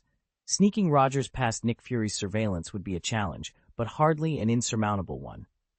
Natasha met his gaze. The conflict in her eyes betrayed how much she wanted to say yes. Lucian offered her a small, confident smile. Her world was about to change, if only she was ready to step through the Academy's doors. Black Widow is only one of several candidates, so her refusal doesn't carry much weight. Chapter 130, Intercepting Captain America, Update 1. Avada Kedavra! Lucian pointed his wand at the lone trout gliding through the aquarium. A bolt of green light shot from its tip and struck the fish dead mid-swim. Under the spectral guidance of 16-year-old Voldemort's soul, a dark mentor he'd unwillingly inherited, Lucian had finally mastered the Killing Curse, his most coveted spell. Hogwarts was no place to practice the unforgivable curses. Even if minor dark charms went unnoticed, any use of Avada Kedavra on a living human would draw Dumbledore's ire and a one-way ticket to Azkaban. That's why Lucian had slipped through a portal into the Marvel Universe, where no one cared if he fried a few fish. Here, he was free to hone forbidden magic far from the Ministry's prying eyes. He lifted the lifeless trout from the tank and studied its dull, vacant eyes. Has its soul truly been expelled? He murmured. The Killing Curse was merciless by design. Once cast, it left no chance for life, not even for a wizard of Dumbledore's caliber. Lucian tucked the dead fish aside. With his most dangerous spell now under his command, he felt a thrill of power and a nagging question at the back of his mind. What would happen the first time he unleashed this curse on a living person? Lucian had spent countless hours mastering the Killing Curse. The instant the spell took hold, a blinding flash of emerald light washed over the room, and his wand trembled violently as raw power surged through it. A harsh crack split the air, an echo of invisible death incarnate, and the curse struck true. The victim collapsed immediately, lifeless and unblemished, as if the very soul had been snuffed out. No ordinary defense could stop it. A Protego barrier shattered instantly, and even a radiant Patronus offered no protection. Only two desperate options remained: dive out of range at the very last heartbeat, or hurl any solid object between yourself and that murderous bolt. Nothing more refined could stand against it. Through meticulous study and relentless practice, Lucian discovered that the killing curse bypassed the body altogether, targeting the soul itself. It tore at a person's life force so ruthlessly that it proved just as devastating against ghosts and other spiritual entities. But to wield such a spell, one needed more than raw magical strength. They had to summon genuine, unyielding intent to kill. And the greater the bloodlust you invoked, the more easily your own mind surrendered to hatred, violence, and eventually, madness. Lucian was well aware that any sorcerer who invokes the killing curse risks poisoning his own mind with death. Yet he felt little effect. His strong psychic defenses allowed him to cast Avada Kedavra without absorbing its darkness. Still, he spared the curse for true emergencies. A wizard's power lies not in a single spell, but in having every tool at his disposal. By mastering all 3 unforgivable curses, Lucian could face any foe with confidence. He stepped out of the combat simulation chamber just as his enchanted communicator buzzed. On the other end was Black Widow, the CIA operative who'd been liaising with Professor X. "The CIA has lifted the warrant for Professor X," she reported crisply. "All his frozen assets are unfrozen and fully available. Your school's paperwork is in order. Next, I'll swing by the academy to secure official identity documents for your students. Should make their lives a lot easier." "Perfect," Lucian replied. "Thanks for the update. The 2 professors took the students to the amusement park today. If it's all right with you, could you come by tomorrow instead?" "Certainly," she said. "I'll see you then." He ended the call, slipping the communicator into his pocket. With the unforgivable curses mastered and Professor X's status cleared, Lucian felt the next phase of their mission could finally begin. In just 3 days, the operation was nearly complete. Nick Fury paced the war room, clearly worried that Hydra might catch wind of their plans. Lucian offered him a reassuring smile. "Don't worry, Fury. I'll handle it first thing tomorrow morning." Natasha Romanoff, Black Widow, nodded in agreement. She trusted Lucian's abilities implicitly. As she set the comms aside, Lucian's expression grew thoughtful. "By the way," he said, "a new mentor arrives tomorrow. I'll need your help securing a fresh identity for him. New papers, new cover." "A new mentor?" Natasha raised an eyebrow, curious but not prying. "Sure, whatever you need." He didn't wait for more questions. Lucian tapped his earpiece and slipped into the elevator down to the underground hangar. There, under low lights, the X-Fighter sat like a coiled spring. Isa was already waiting beside its open canopy. "All right," Lucian said as he climbed in. "Let's move." With circuitry humming, the fighter slipped out of the base in total stealth mode and raced northward over the ice fields. Lucian strapped himself in, whispered the activation words for his tracking spell, and flicked his fingers. A pale blue sigil glowed in midair. Direction revealed: Steve Rogers. 4 hours later, Isa guided the fighter to a low-altitude hover. Lucian studied the runic display. "This is it," he told her. He opened his harness, vaulted out of the cockpit, and flared the ethereal wings that had become his trademark. They carried him down to the glittering plain of an immense iceberg. Below its surface, as the tracking spell confirmed, lay the frozen form of Captain America, Steve Rogers, waiting to be rescued. Lucian folded his wings, drew a steadying breath, and prepared to begin the thaw.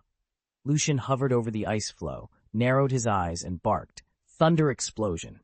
A crackling arc of lightning and raw mana surged from his outstretched hand, striking the iceberg dead center.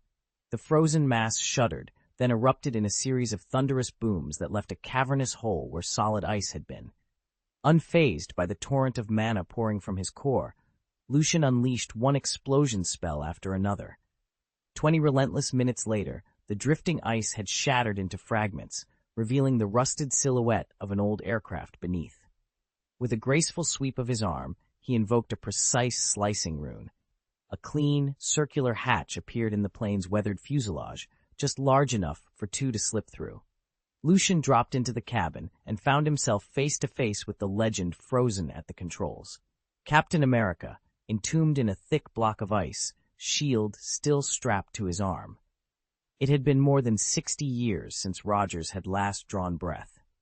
From a hidden compartment in his coat, Lucian produced a small chest, one he'd previously enchanted with the traceless stretch spell to grant it vast interior space. With a flick of his wrist, he activated the charm, and the chest's lid yawned open. Carefully, he placed Captain America and the shield inside, then sealed it shut. He knew that by the arcane rulebook, you weren't supposed to fit one traceless stretch item inside another. Space-time would rebel at the violation. Yet Lucian had discovered a subtle loophole, a sliver of extra dimension woven into his design. Satisfied that the enchantment would hold, he flexed the black feathers of his sprouting wings. In a silent rush of wind and shadow, Lucian lifted off from the wreck. Ahead of him waited the X-Fighter, his only chance to deliver this century-old hero back to the modern world. With the chest secured at his side, he soared toward the waiting craft, determination blazing in his veins. Lucian stared at the empty box on the table, his mind racing. He'd tried every trick in the book, stacking boxes, exploiting that little spatial glitch, but infinite storage still eluded him. Then it clicked. His dress-changing spell opened its own pocket dimension, entirely separate from the boxes he could expand with traceless extension. Although both spells drew on spatial magic, they obeyed different laws. Traceless extension simply magnified an existing container. Dress-changing magic summoned a bespoke realm. By slipping an extended box into his conjured space, Lucian effectively merged their strengths, compensating for each one's weaknesses. The result was a secure, roomy pocket dimension, large enough to hold himself and countless items, impervious to theft, and instantly accessible. This discovery underscored a broader lesson. In a world of varied magical traditions, no single rule need be absolute. By weaving together spells from different systems, mages can shatter old limitations and forge powerful synergies of their own making. By the time the X-Fighter rolled back onto campus that evening, Professor X and Wolverine were already there, fresh from the amusement park, herding the other students toward the dormitories. Wolverine crouched before the cryogenic chamber, watching as Lucian fine-tuned the thawing sequence.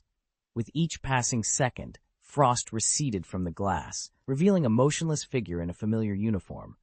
"Who is this guy?" Wolverine growled, leaning closer. "He looks exactly like Captain America, down to the costume." Lucian hesitated, about to explain, when Professor Charles Xavier spoke up from his wheelchair. His voice was calm and certain. "That is Steve Rogers." Wolverine shot Xavier a skeptical look. "Steve Rogers? You're serious?" Xavier nodded. "I was born in 1932. By the time I was 12 or 13, Rogers was already a household name. Even after his reported death, his legend only grew. I know him when I see him."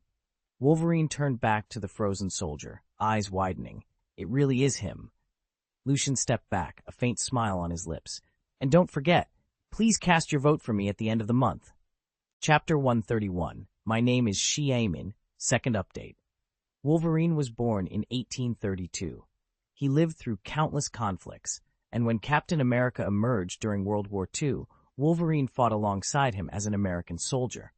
I've heard the tales, of course, but I never idolized Steve Rogers the way most people do, so I didn't recognize him at first. It was only after Captain America's supposed death and the subsequent news that he'd been captured by the Japanese and interned at Nagasaki's POW camp that I realized who he really was. When I finally made the connection, I turned to Lucian and confirmed, "Yes, that's Captain America, Steve Rogers himself." Lucian smiled and nodded. "I've been wondering if we should expand our teaching staff, but it's hard to find someone both capable and virtuous enough to guide our students." Then I thought of Steve. He gestured toward Captain America, who was now thawing from his long Arctic slumber. When he crashed into the Arctic Ocean and vanished, I suspected that the super serum coursing through his veins might have kept him alive. So I used my tracking ability, and sure enough, I found him. His character is beyond reproach. He's exactly who we need. With Lucian's endorsement, I felt a surge of hope. If Steve Rogers, legend and hero, was joining our fight, then maybe we really could make a difference. "The real advantage," Lucian explained, "is that beyond his skill in every major fighting style, he's a top-level tactical commander. He could teach our students how to coordinate and function as a true unit in combat." Wolverine snorted. "So your plan is to recruit Captain America as a teacher here? Don't make me laugh. He's a government weapon through and through, an obedient soldier. The moment he wakes up, he'll throw himself back into government service. There's no way he'd stay on as a school instructor." Lucian gave a patient smile. That's not necessarily true, and besides, we have Professor X on our side. Wolverine raised an eyebrow. Lucian continued. When it comes to persuasion, Charles Xavier is one of the greatest in the world. Between his telepathy and his reputation, we'd have a good shot at winning Steve over, and he isn't the blind loyalist you describe. Remember, he refused to sign the Sokovia Accords. He follows his own moral compass. He joined the army to protect the weak and to end wars, not to serve any government unthinkingly. With a fragile peace now in place, he's looking for a new mission, one we can offer him here. Professor X leaned back in his chair, tapping his fingers on the table. Just imagine, he said, if S.H.I.E.L.D. hadn't existed, if Peggy Carter and Howard Stark hadn't laid its foundations, and Nick Fury hadn't twisted a few arms with his creative methods, Captain America might never have joined the agency. Wolverine snorted. You're saying he was more a product of bureaucracy than heroism? Not at all, Xavier replied. But after being frozen for over 60 years, Steve Rogers lost everyone he knew. His world vanished. It's a staggering shock, even for someone as resilient as he is. And yet, Xavier continued, with his way with words, he could easily teach at our school. He'd do wonders helping these kids, mutants who've seen nothing but hardship, learn to survive in a world that fears them. Lucian, formerly known as George, smiled wryly. I'll admit, I'm trying my best here. To tell the truth, I admired him as a child. Xavier nodded. Then it's settled. I see no objections. Fury? Nick Fury shook his head. Go for it. Besides, I've been looking for a drinking partner. I hear the man can outdrink a freight train. Wolverine shrugged. Sounds like my kind of guy. Professor X stood, rising to his full height. If there are no further objections, Lucian, please proceed. Lucian stepped forward, his eyes glowing with arcane energy. He raised one hand over the frozen form of Captain America. At his gesture, the ice began to crack and melt, droplets sliding off Steve Rogers' still figure. The chamber's temperature slowly rose, and Benny, at the thawing frost, life stirred once more. As the last shards of ice fell away, Lucian lowered his hand, a satisfied grin on his face. Welcome back, Captain. Lucian's voice rang out through the dimly lit chamber. Resuscitate, now. Professor Mira Wyndham completed the final flourish of her resuscitation spell, a soft glow rippling through the air. On the metal cot below, Captain Steve Rogers stirred, his eyes snapping open. Pain and confusion wrestled across his face. He pressed a hand to the cold surface beside him, then bolted upright. Every muscle tensed, every instinct alert. Where am I? A gentle voice floated from the shadows. Welcome back, Captain Rogers. Steve's gaze darted around the room. Sleek consoles, arcane scanners humming with pale light, crystal vials lining the walls. He rolled off the cot and seized the shield bolted at his back, spinning to face three figures emerging into the glow, a tall man in immaculate robes and two others who looked every bit as professional. Identify yourselves, Steve demanded, shield raised. This is some kind of prison? The robed man held up his hands in a calming gesture. Hardly. You're safe. My name is Lucian Calloway. I'm the headmaster of this academy. These are Professors Mira Wyndham and Dorian Kale, teachers here. School? Steve's voice shook with disbelief. Underneath a school? And what magic infusions are these? He swept a hand toward the scanners. Lucian inclined his head.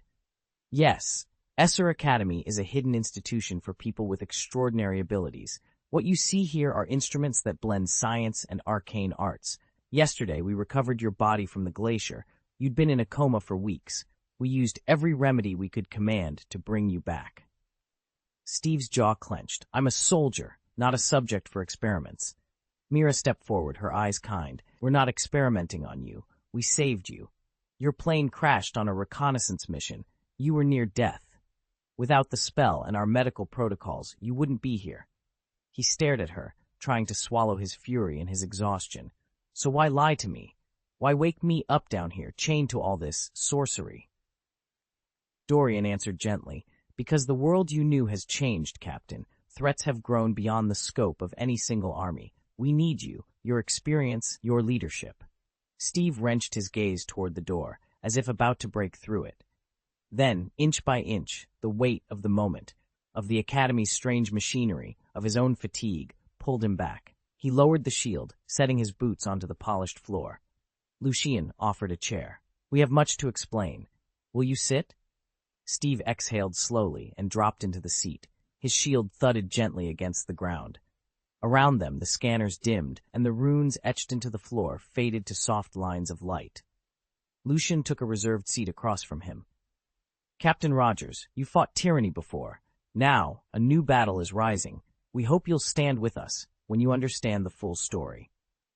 Steve leaned forward, glancing at the others' earnest faces.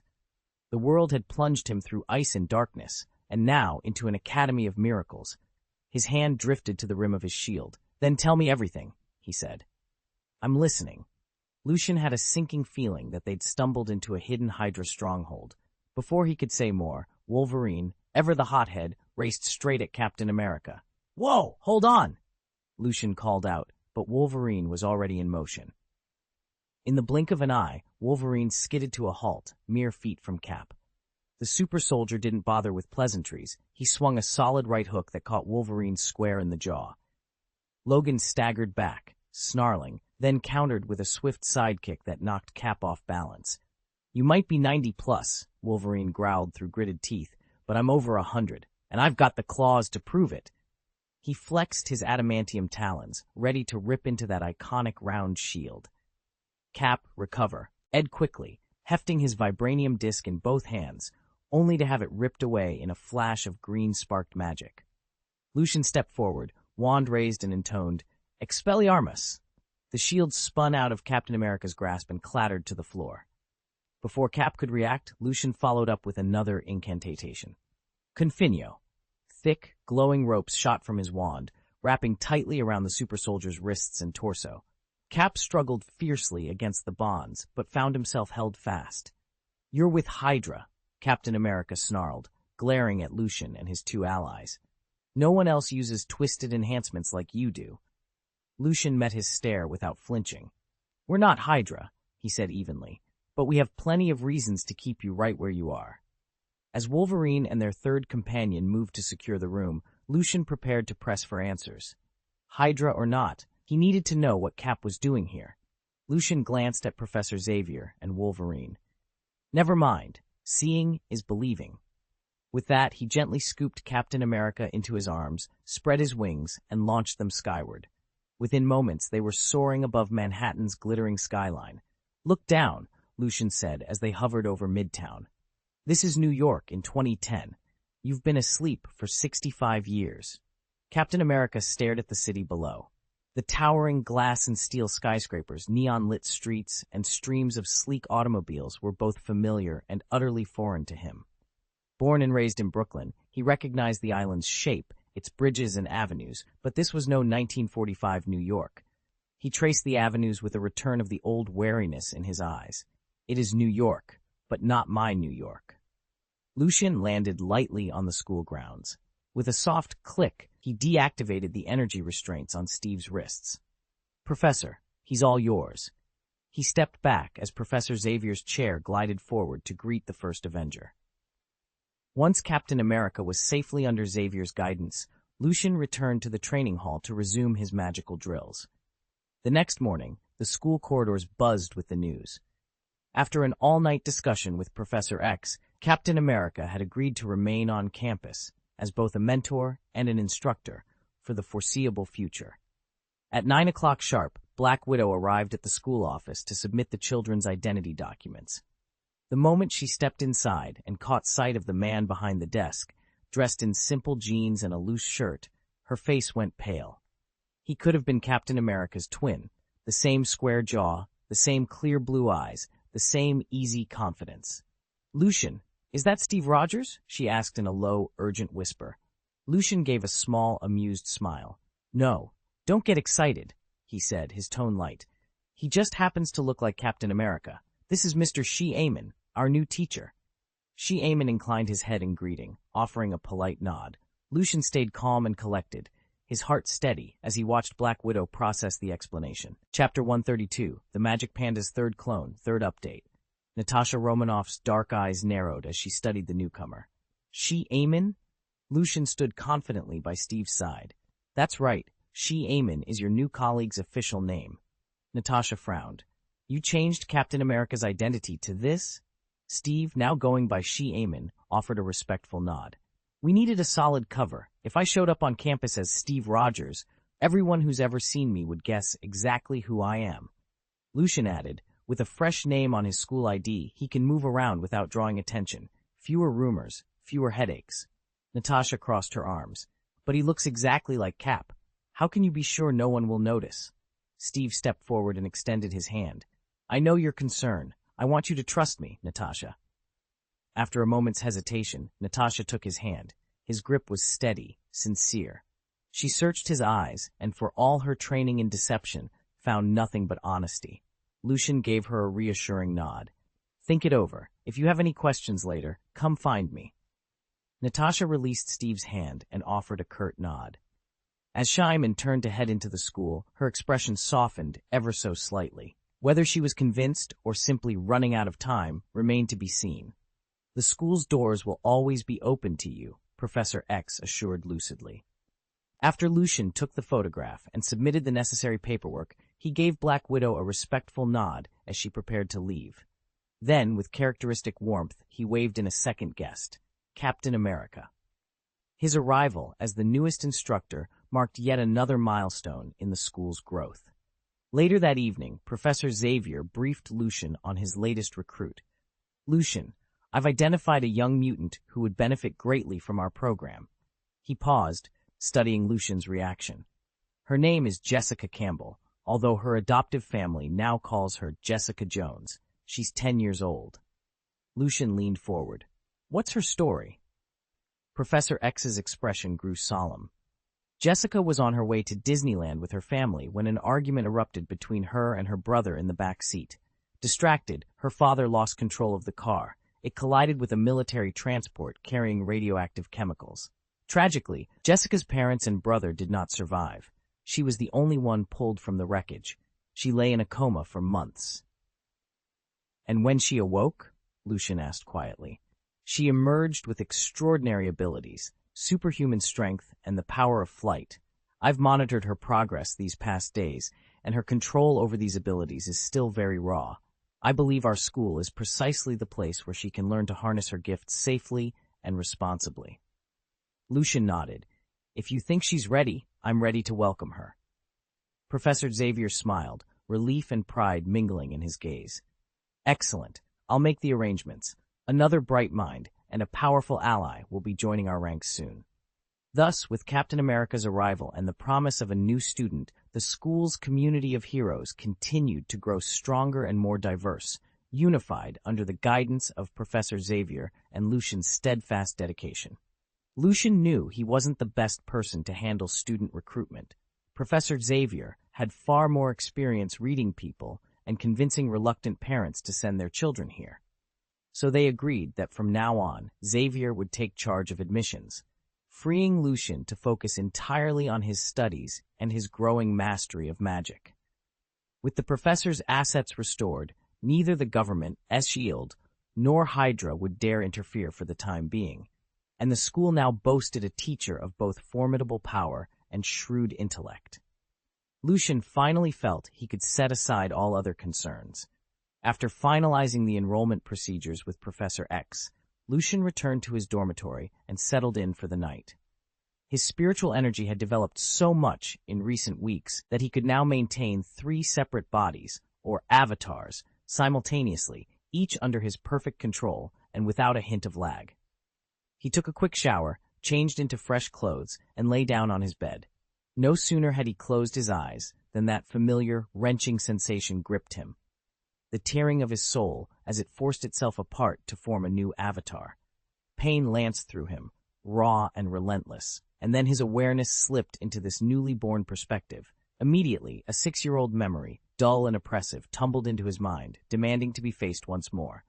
Lucian's days blurred together in a monotonous loop. Sip milk, nap, chew bamboo, climb a tree, bask in the sun, rinse and repeat. He sighed inwardly. Damn it. Last time his soul had wound up in some magical cat. This time he'd landed in a giant panda. Could the universe cut him a break and let him be a person for once? He opened his eyes to the familiar confines of the Bronx Zoo in New York City. Through the mesh of his enclosure, visitors snapped photos and oohed at his fluffy black and white coat. Little did they know the antics they were witnessing were driven by the groans of a reluctant soul trapped inside. But at least I've got physique on my side, Lucian thought, flexing his paws. Despite their teddy bear appearance, giant pandas are classified as bears, hefty beasts with extraordinary bite and slap power.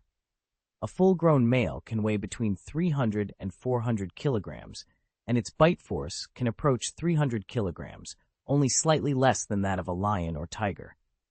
Their teeth are razor-sharp, and a single swinging blow from those massive jaws can deliver over 3,200 kilograms of force. Legend even has it that Huzi, a panda once released into the wild, crushed a jackal's spine with one massive slap. Lucian rolled over on his back, gazing at the pale midday sky. In a body like this, strength wasn't the issue. Freedom was, and he was determined to find a way to break out of this panda suit and reclaim his own shape, human, beast, or otherwise. Anything would be better than this endless feast and nap routine. Lucian's clones each tapped into the same bonus to physical strength. Whether it was his original Marvel World body, the Harry Potter World double, or the Fairy Tale World version, they all carried that extra panda might.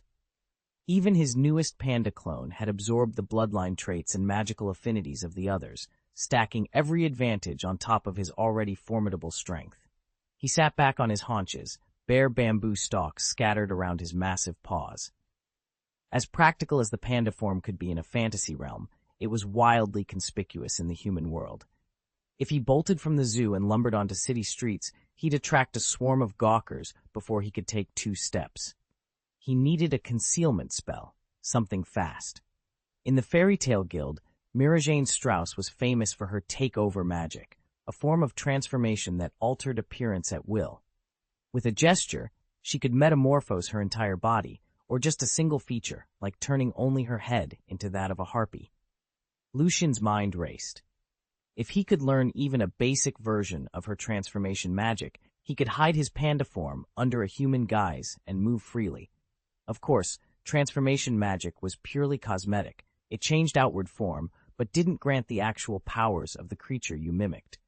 To absorb real beastly abilities, one needed spirit magic, Elfman's specialty, which let him literally take on and wield the strength of monsters. But first things first. Lucian needed the ability to blend in. He folded his ears back, resolve hardening in his heart. Tomorrow, he would seek out Mira-Jane and beg her to teach him the fundamentals of transformation. Once he'd mastered even the simplest disguise, he could slip through crowds unseen, pursue his plans without interruption, and nothing would stand in his way. Lucian felt the familiar surge of power ripple through him. Whenever he absorbed a defeated beast or monster, he could transform into T's likeness and wield its abilities. "Time to get out of here," he murmured. He flexed the massive, fur-covered paw of his panda form and traced a swift gesture in the air. "Allahu open." The heavy iron padlock clicked and swung free. Without a wand, Lucian relied entirely on gesture magic, a trick he'd mastered long ago. He pushed the door inward and stepped out into the open courtyard where he'd been held. As he crossed the tiled expanse, the rune-carved circle on his back pulsed with soft light. Snow-white wings of pure energy unfurled from his shoulder blades. With a powerful beat, he lifted into the air. Below, the familiar skyline of New York City sprawled out, glittering in the afternoon sun. Lucian angled his wings and shot toward the heart of the city. He cast a glance back at the courtyard one last time. The panda clone he'd inhabited here offered no memories beyond eating, sleeping, and idly lumbering about. There'd been no clues as to why or even how he'd ended up on this world. But one thing was certain.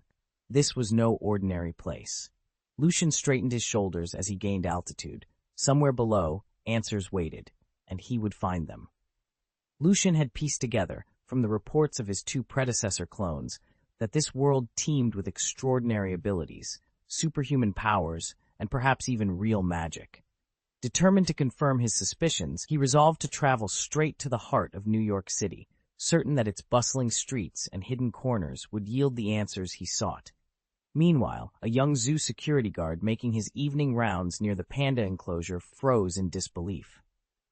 The unthinkable was happening before his eyes. The panda, an animal not built for flight, leapt skyward, limbs splayed as if catching an unseen wind, and drifted over the wall. The guard's flashlight clattered to the ground. He rubbed his eyes, heart pounding. "I must be hallucinating," he whispered. "A flying panda. That's impossible."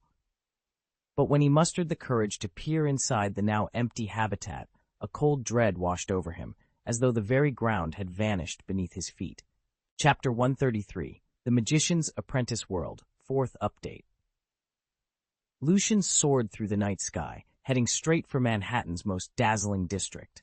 Moments later, he alighted atop the city's tallest skyscraper, where 4 enormous metal eagles perched on each corner of the rooftop, their outstretched wings looming over the streets below.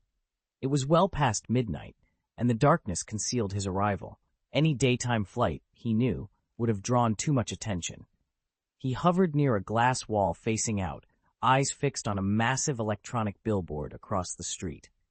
A game titled GG flickered on the screen, and the timestamp read 2010. So the year in this world matched his own. But a date and a skyline were hardly enough to tell him what kind of dimension he'd entered. He tapped his paw against his chin and muttered, "I need to see this place from ground level." Lucian circled the rooftop again, searching for anything.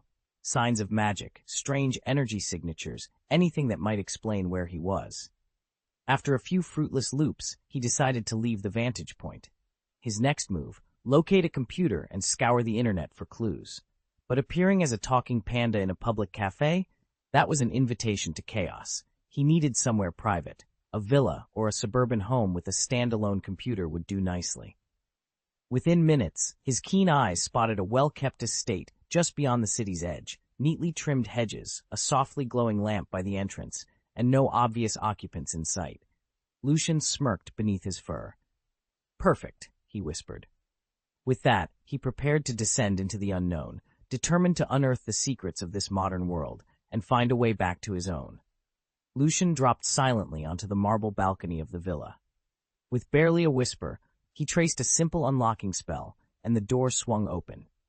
Moments earlier, a quick telepathic probe had confirmed the house was occupied by only one person, and, thanks to its isolated location and wide grounds, nobody was close enough to hear so much as a footstep.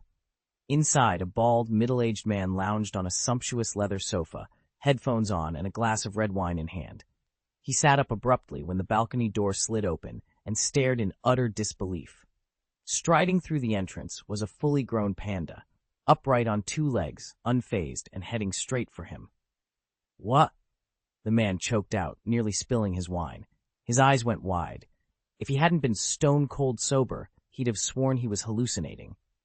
Lucian met his gaze without a word. In one seamless motion, he raised a furry paw and sketched a series of arcane symbols in the air. Pale, shimmering tendrils of energy snaked toward the stunned homeowner. The man's breath hitched, his limbs went limp, and his eyes glazed as the spell took hold. Lucian's will slid into the vacant shell of the man's mind. Resistance ceased. Now entirely under Lucian's command, the man blinked, awaiting instruction. Lucian nodded curtly and pointed at a dark mahogany desk in the corner, where a sleek laptop glowed in standby. The man rose and moved to the computer, his every step mechanical. Lucian padded over, peered at the keyboard, and sighed inwardly. In this bulky panda form, his claws were hopelessly unwieldy for typing. He needed a human operator. With a low growl, he issued his first order. "Open your browser. Search for any internal files on the Northridge project." As the enthralled man sat and began to type, Lucian allowed himself the tiniest smile. He'd break into the digital vaults yet, and nothing in this world could stop him now. Lucian watched as the soul-taking spell struck the bald, middle-aged man. For a moment, the man seemed stunned. Then, inexplicably, a broad, almost joyous smile spread across his face. Lucian spoke into his mind. "Go turn on the computer." Though his voice was silenced by the spell, the man moved without hesitation. He rose from the couch and padded into the bedroom, his steps unnaturally obedient.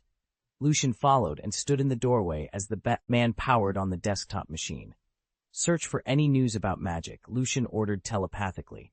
Fingers clicking, the man navigated through headlines and articles. Lucian leaned forward as familiar names and phrases flickered on the screen. Drake Stone, the greatest magician alive. Self-proclaimed inheritor of ancient black magic, 2009's World's Best Magician Award winner. Lucian selected a video link. Within seconds, it became clear that this was no ordinary stage act. Subtle ripples in the air, impossible sleights of hand, and whispered incantations that seemed to bend reality itself. This was true magic, not mere trickery. Lucian's eyes narrowed and then flashed with excitement. Finally, he had found his lead. And that name, Drakestone. Why did it feel so familiar? He leaned closer to the screen, determined to unravel the mystery behind the world's most celebrated and most dangerous magician. "He's a famous magician," murmured the butler as he closed the door behind him. Lucian sat on the edge of the bed, brow furrowed in concentration as he dredged up memories from his previous life. He'd always been a fan of fantasy and science fiction films, and he was sure he'd encountered the name somewhere on screen, though probably as a minor character, which explained why it hadn't stuck. After 20 minutes of intense thought, Lucian shot to his feet, eyes alight with excitement. Of course, he was the modern-day heir of the Morgana school in the Sorcerer's Apprentice. Lucian paused, picturing the movie in his mind. The Sorcerer's Apprentice is set in the year 740 AD, at the height of magical power. Two great orders vied for the world's future: the Merlin Order, devoted to justice and compassion, and the Morgana Order, defined by blood magic and ruthless ambition. Morgana herself sought to resurrect the souls of legendary mages long dead, raising an unstoppable army of the undead to seize dominion over all. To avert catastrophe, Merlin, leader of the Merlin Order, waged a titanic magic war against her forces. Victory seemed within his grasp until he was betrayed and slain by his own disciple, Horvaths, tipping the scales in Morgana's favor. At the critical moment, Merlin's two remaining disciples, Balthazar and Veronica, arrived just in time. Veronica threw herself against Morgana's tortured spirit, holding the dark sorceress's soul in check with her own. But to keep Morgana from overwhelming her with possession, Balthazar invoked a trap seal of immense power. In a single desperate stroke, he bound both Morgana's restless soul and Veronica's living body inside a nested sealing vessel, an enchanted nesting doll forged for just such a crisis. With his last breath, Merlin pressed his dragon ring into Balthazar's hand. "Only by finding my true successor, Supreme Merlin Reborn, can you destroy Morgana's soul and free Veronica," he whispered. Then he fell into death's silence. Thus began Balthazar's immortal quest. For more than 1,000 years, he wandered the world, hunting the reincarnation of his master. Wherever Morgana sent her agents to spring her from the doll's prison, Balthazar met them in combat and added them to the seal. One by one, he wrested victory from her forces and locked them away. Even Horvath, the traitorous junior brother who had betrayed Merlin long ago, succumbed to Balthazar's wrath and was swept into the same enchanted containment. At last, in the year 2000, Balthazar's search bore fruit. He discovered Lucian, a spirited 9-year-old boy whose gentle kindness and latent power marked him unmistakably as Merlin Reborn. Hope blazed in the old warlock's heart until a single misstep shattered it. In his youthful curiosity, Lucian unwittingly broke open the nesting doll and released Horvath. What followed was a furious clash of magic. Horvath, fueled by centuries of exile and malevolence, drove Balthazar back with savage spells, forcing the veteran warlock to summon every shred of his power. At the battle's climax, the two archmages found themselves caught in the very trap they once wielded so effortlessly. In a flash of sealing light, both Balthazar and Horvath were cast into a simple clay jar, and the lid snapped shut. For 10 long years they have remained imprisoned there, their destinies and the fate of Veronica hanging in the balance, waiting for Lucian's courage and the true power of Merlin's legacy to set them free once more. This magical world is incredible, truly incredible. Lucian's heart raced as he took in his surroundings. It wasn't the sheer power of magic here that thrilled him. By that measure, it didn't surpass the fairy tale realm, nor did it outclass Harry Potter's wizarding world. Instead, it was one singular attribute these sorcerers possessed that neither of those worlds offered: true immortality. Here, a mage who wasn't slain simply never aged. Whether Morgana, Balthazar, Veronica, or Horvath, each had walked the earth for over a millennium, all while preserving the same youthful appearance they'd carried at the start. Lucian compared this to what he knew of the Philosopher's Stone in Harry Potter's universe. It granted a form of undying life, yes, but at great cost. It couldn't halt aging, It only prevented death, leaving drinkers as hollow, undead shells. And in Fairy Tale's realm, he'd never even heard rumors of a century-old mage. At best, a Saint Level 10 wizard might live 100 years before passing away. True immortality had always been Lucian's greatest ambition. Now, standing in this new world, where life could stretch on indefinitely, he felt as if he'd finally discovered the ultimate prize. Lucian had once been convinced that his only hope lay in studying ghosts, learning to bind his soul so he could endure beyond death. Now he realized that path was unnecessary. If he mastered the magic of this world, he would never have to fear dying at all. Chapter 134, Morgana's Book. Lucian took a steadying breath, his pulse echoing in his ears. He needed to know if Balthazar and Horvath's remained sealed, or if they'd already slipped free. Raising his staff, he traced the intricate runes of the tracking rite in the air. "Show me the mark, Balthazar." A swirl of golden light should have leapt from the staff and coalesced on his quarry, but the spell fizzled and died. Lucian's jaw tightened. "No, it's not working." He tried again, the urgency mounting in his voice. "Reveal Horvath's trail." Again, there was nothing but silence. No luminous rune, no guiding spark. It was clear, the sealing enchantment still held fast, blocking all attempts to trace them.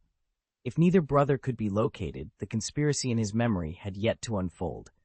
It was still 2010, and the dire events he feared were still days or weeks away. A slow, satisfied smile curved Lucian's lips. "Excellent. That gives me some breathing room." He turned to the trembling figure before him, a middle-aged man, recently shaved bald, eyes wide with terror. Lucian's hand rose, fingers glowing with quiet power. "Forget everything you've witnessed here," he commanded. A violet spark arced from his fingertips. The man blinked, confusion washing over his features as memories of molten glyphs and echoing chants slipped away. Lucian paused only a moment before chanting a second spell. Green tendrils of magic wove across the man's scalp. "There," Lucian said softly. Dark curls sprouted at once, granting the man a completely new appearance. "A fresh start for you." He stepped back, satisfied. The trap still held his enemies, and his unknowing witness would carry nothing but ordinary recollections back to the world outside. Now, with time firmly on his side, Lucian could turn his attention to the next move in the unfolding story, and to the secrets hidden within Morgana's book. Chapter 7. Accelerado Capilli. Under Lucian's incantation, thick dark hair sprouted across the middle-aged man's scalp in an instant, transforming the once bald head into a full mane. It was the perfect compensation for enduring the imperious curse. No sooner had the curse lifted than Lucian slipped out of the study, crossed the balcony, unfurled his wings, and soared into the night sky. Stirring on a plush bed, the man opened his eyes in confusion. How had he ended up in this bedroom? The final thing he remembered was nursing a glass of red wine in the living room. He glanced at the open laptop on the desk, frowned, then sighed. "Must have been more tired than I thought," he muttered.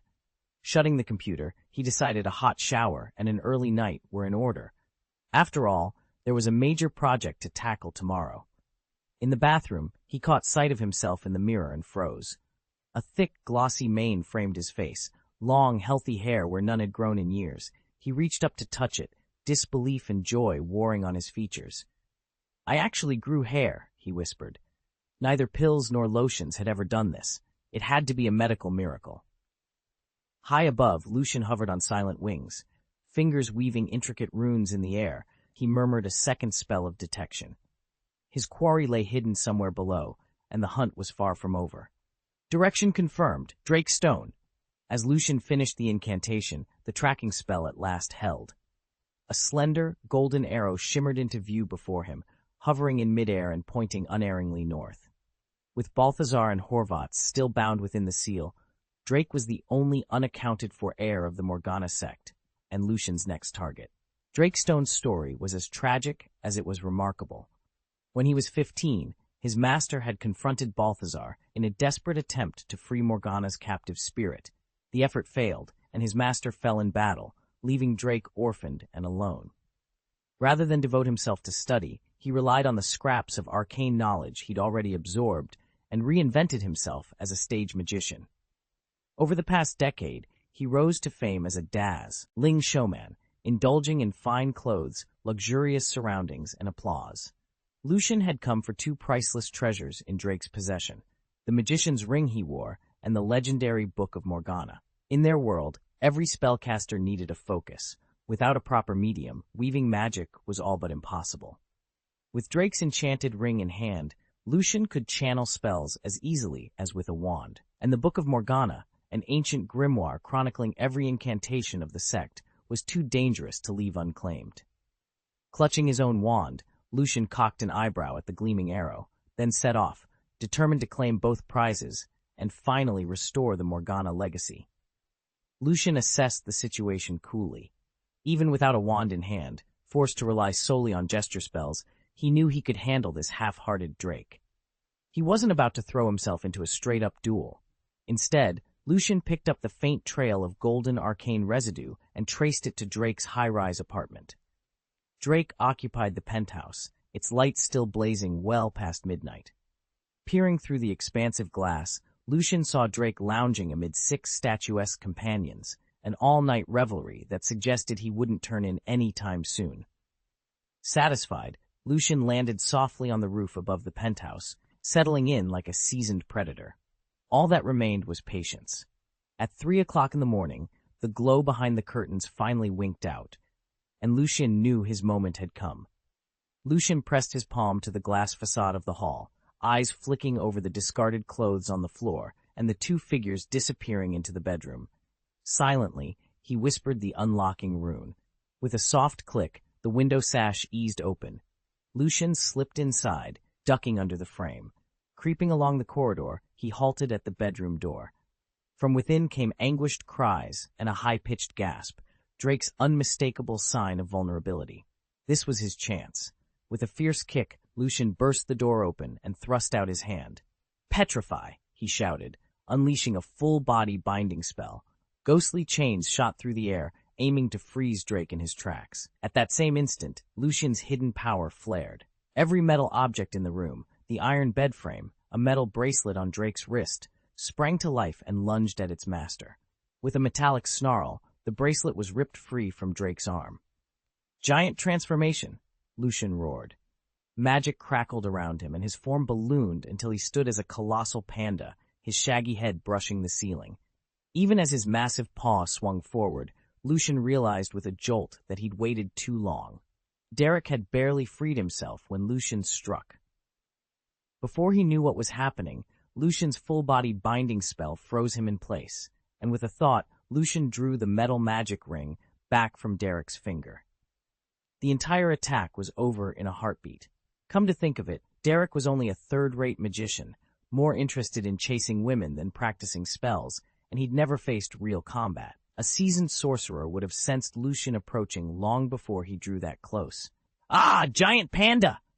6 nude models lounging on the bed screamed as a 4 to 5 meter tall panda burst through the bedroom door. Terror overtook them so quickly they slid into unconsciousness.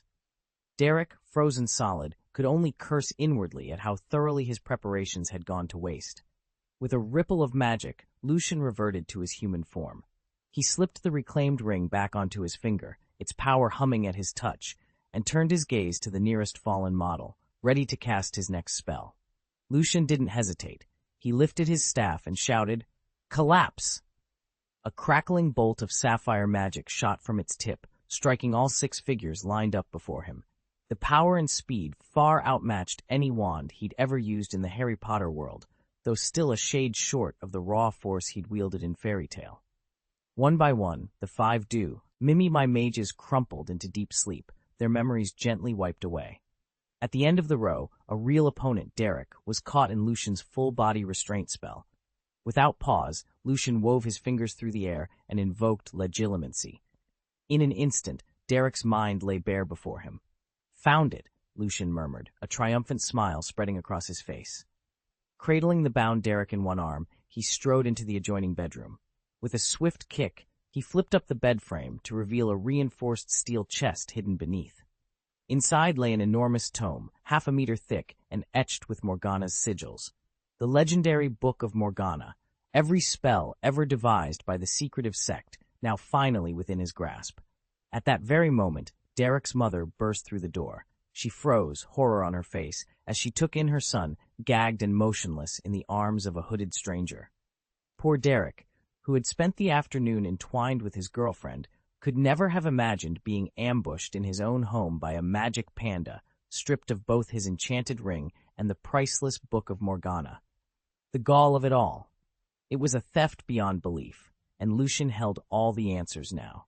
Chapter 135, Druid Mage Lucian, Update 1, To Kill or Not to Kill. Having seized the magic ring and the enchanted grimoire, Lucian found himself standing over Drake, who crouched against the crumbling wall, his face slick with cold sweat. Lucian hesitated. Drake wasn't truly evil. He was simply the latest scion of Morgana's sect, who'd used his talents to earn a living rather than to sow darkness. If Horvath's hadn't broken through her seal and hunted him down, Drake would never have been dragged into these events. But sparing him now carried its own danger. Even without the ring, Drake still harbored residual magic, and Horvath's could exploit that power to shatter Morgana's seal. Lucian could not allow that to happen. In the original chronicle, the Supreme Merlin David, reborn at the story's end, had inadvertently combined science and sorcery to slay Morgana. If Lucian miscalculated now, the outcome would be far worse. Morgana and Merlin were evenly matched. With only a handful of potent spells, she could fell even Balthazar. And if she called forth the Legion of Death, no force in the world could hope to stand against her. Lucian wasn't certain he could survive such a confrontation. Lucian's strategy was ruthless, but simple. Never let Horvath's free Morgana. He would bide his time, grow ever more powerful, then crush her, and force from her the secret of the resurrection spell. With that forbidden magic, he'd raise all the legendary wizards who had ever died and bind them into his own undead legion. No other necromancy rivaled that high art of revival, and he would not let it slip from his grasp. He turned his attention back to the trembling youth before him. "Boy," he asked, voice cold as iron, "do you want to die or live?" With a casual gesture, Lucian dispelled Derek's full-body binding runes. A simple kitchen knife, lifted from the table, hovered in midair, then slid against Drake's throat. The boy's eyes went wide. He collapsed to his knees. "Master Panda, please don't kill me. I swear, I want to live." Lucian's dark eyes glittered. "Then you'll accept one condition. Agree to it, and in no more than a year, I'll let you go." Drake's head bobbed up and down so fast it was a blur. "Yes, yes. 10 conditions, 100. Whatever you ask, I'll do it. I'll hand over every single thing I own." Lucian nodded, dismissing the panic behind Drake's plea. Magical rings, arcane tomes, those were trifles. Drake could craft new ones in a year or two. What mattered was the power Lucian sought, and soon, with Morgana broken at his mercy, he would possess it. Lucian hadn't opened the Book of Morgana in years, yet the magic he'd already mastered was more than enough to make him the world's preeminent sorcerer. Wealth, he knew, was fleeting. If he lost every coin he owned, he could earn it back within a few years, so long as he remained alive. If he died, of course, he'd lose everything. "I'm not interested in your money," he told Drake, voice cool as iron. "But I will imprison you for 6 months to a year. During that time, you will teach me every spell you know from the Book of Morgana. If you comply, I will release you afterward." With a flick of his wrist, Lucian produced a small obsidian box from thin air and wove a traceless extension spell around it. An arcane technique that would conceal both the box's contents and its very presence. The Morgana system was notoriously intricate, and while Drake was still a neophyte, he possessed enough fundamental training to get Lucian started on the complex spells ahead. Lucian's confidence came from the knowledge that once Horvath's lay slain at his feet and Drake was under lock and key, there was no danger of those forbidden incantations falling into the wrong hands or being used to unleash Morgana's darker power. "Everything from this point on," he said, fixing Drake with an unblinking gaze, "is under my control." Drake, terrified for his life, swallowed his pride and nodded. To him, Lucian was no ordinary man, but a hulking panda-like mage, mysterious, merciless, and utterly inhuman. So long as he obeyed, he stood a chance of surviving this ordeal. Refusing was unthinkable. And so, with his freedom and his life hanging by a thread, Drake agreed to teach, hoping that within a year he might walk away again. Lucian's glare was enough to stop any thought of bargaining. He'd make an example of anyone who dared resist, beaten to death on the spot, no questions asked. So when Drake fell in line without protest, Lucian couldn't help but feel a surge of satisfaction. Pack your things, clothes and rations, then cancel every engagement you have for the next year. Use whatever excuse you like, but they're all off the schedule. Drake nodded and hurried away. As soon as he returned with a neatly wrapped bundle, Lucian ordered, "Good, now climb in." With a firm shove, Lucian locked him into a stout wooden box and set it down in the newly opened antechamber, a space he'd carved into the wall just that morning. He paused for a moment, hand hovering over the aged leather binding of the Book of Morgana, but decided against consulting it right away. Instead, he traced a series of glowing runes in the air and spoke the incantation clearly. Direction appearance. David Stewart. A slender golden arrow shimmered into being, hovering midair and pointing unerringly toward its target. Lucian's wings unfurled in a silent stretch. With a powerful beat, he launched himself out of the chamber and into the sky. He had no clear idea when Balthazar and Horvaths would break their seals, so his priority was to find the reincarnated Supreme Merlin first. Once he located this new Merlin, the legendary archmages would undoubtedly come rushing. Then he could ingratiate himself with Balthazar, gain access to the long-lost secrets of the Book of Merlin, and perhaps convince the archmage to take him on as a student. After all, Drake was little more than a novice, enough for teaching the basics, but not nearly enough to master the true arcane arts of this world. For that, Lucian needed a teacher of the highest caliber. Lucian followed the glowing arrow and soon located David fast asleep in a rundown 6-story apartment building. It looked like David hadn't left yet. Lucian paused at the cracked window, whispered the unlocking incantation, and eased the frame open. He slipped inside, barely making a sound, and hovered at the foot of David's bed. After a moment's thought, he gently tapped David's shoulder. "Kid, wake up!" The words traveled straight into David's mind like a soft echo, jolting him from slumber.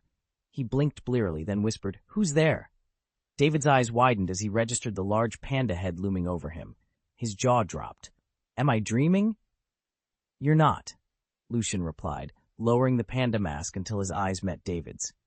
Before David could scream, Lucian murmured a quick silence spell, sealing his voice. When David's panic subsided, Lucian removed the enchantment. "Relax. I mean you no harm. I just need your help." David pressed himself against the headboard, heart racing. "Help? What can I do for you, Mr. Panda? Did you get lost at the zoo? Need me to walk you back?" Even in that surreal moment, David couldn't stop the thought flickering through his mind. Pandas really are adorable. Any other day at the zoo, David would have snapped photo after photo of the pandas, maybe even convinced them to pose for a group shot. But waking up one morning to find a talking panda perched at the head of his bed? Far from adorable, it was downright terrifying. "I don't need you dragging me off to the zoo, Druid. Got it?"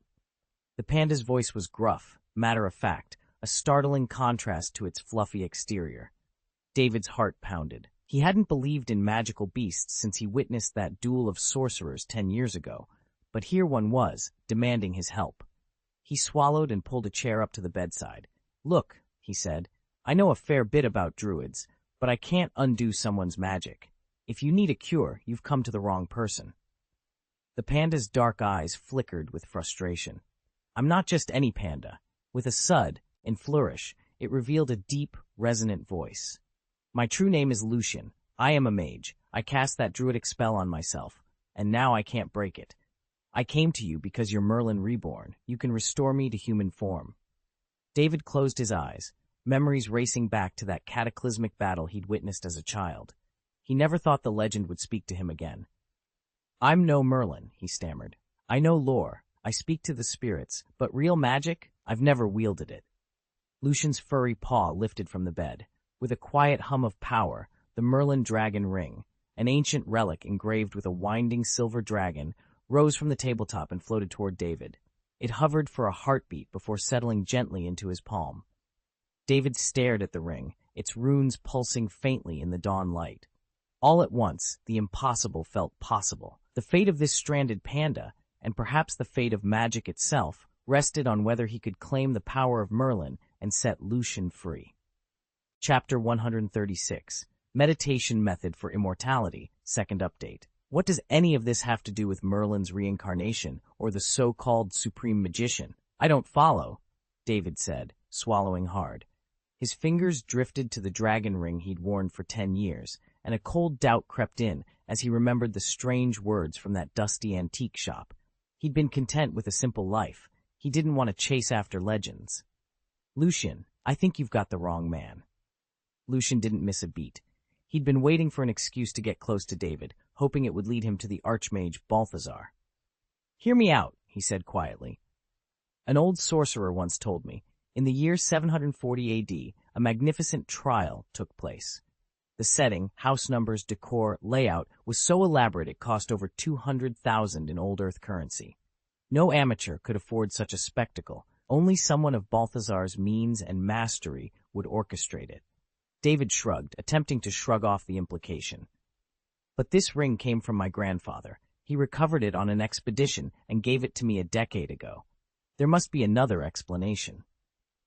Lucian's gaze darkened. Your grandfather was merely the ring's messenger. The ring itself, Merlin's greatest relic, chose you because you are Merlin reborn. Balthazar has searched for your soul across the centuries. Now that he's zeroed in on you, Morgana's apprentices won't be far behind. If you refuse to accept who you are, you'll never learn to defend yourself. David's face went pale. What do we do now? First, Lucian replied, you must embrace your true identity. Only then can you begin to harness the power within you. He unfolded a well-worn scroll and began tracing the first steps of Balthazar's ancient meditation method for immortality. Secrets that, once mastered, might just keep David alive. Lucian's dark eyes locked onto David's. I can protect you, he said quietly, but only if you agree to become the Sorcerer Supreme and help me undo this transformation so I can reclaim my human body. David's heart skipped a beat. Kill me? He managed to whisper. Isn't that exactly what they'll do if I refuse? 19-year-old David's pupils shrank as Lucian's voice dropped even lower. They'll literally tear you apart with magic, one limb at a time, then spend the next 365 days burning your soul with enchanted fire. You'll suffer far worse than death itself, over and over, until there's nothing left of you. David's legs trembled. Lucian waited, letting the silence stretch until David was visibly shaking. At last, he pressed on. So, what do you say? Do we have a deal? David swallowed hard, then nodded. If you really can protect me, I'll do it. And when I become the Supreme Mage, because I will, I swear I'll help you return to human form. He hesitated for a moment, then added, but let's be clear, you might be wrong about me being Merlin's reincarnation. If you are, don't hold it against me. And if you're going to stay here, you'll need to pay your own way. I can't afford to feed a panda. Lucian offered a gentle smile. Of course, you should get some rest. I won't disturb you. With that, he rose from the little bedroom and padded into the living room. Settling onto the sofa, he produced Morgana's hefty grimoire and began to leaf through it slowly. On the bed behind him, David relaxed into the pillows, but sleep no longer came easily.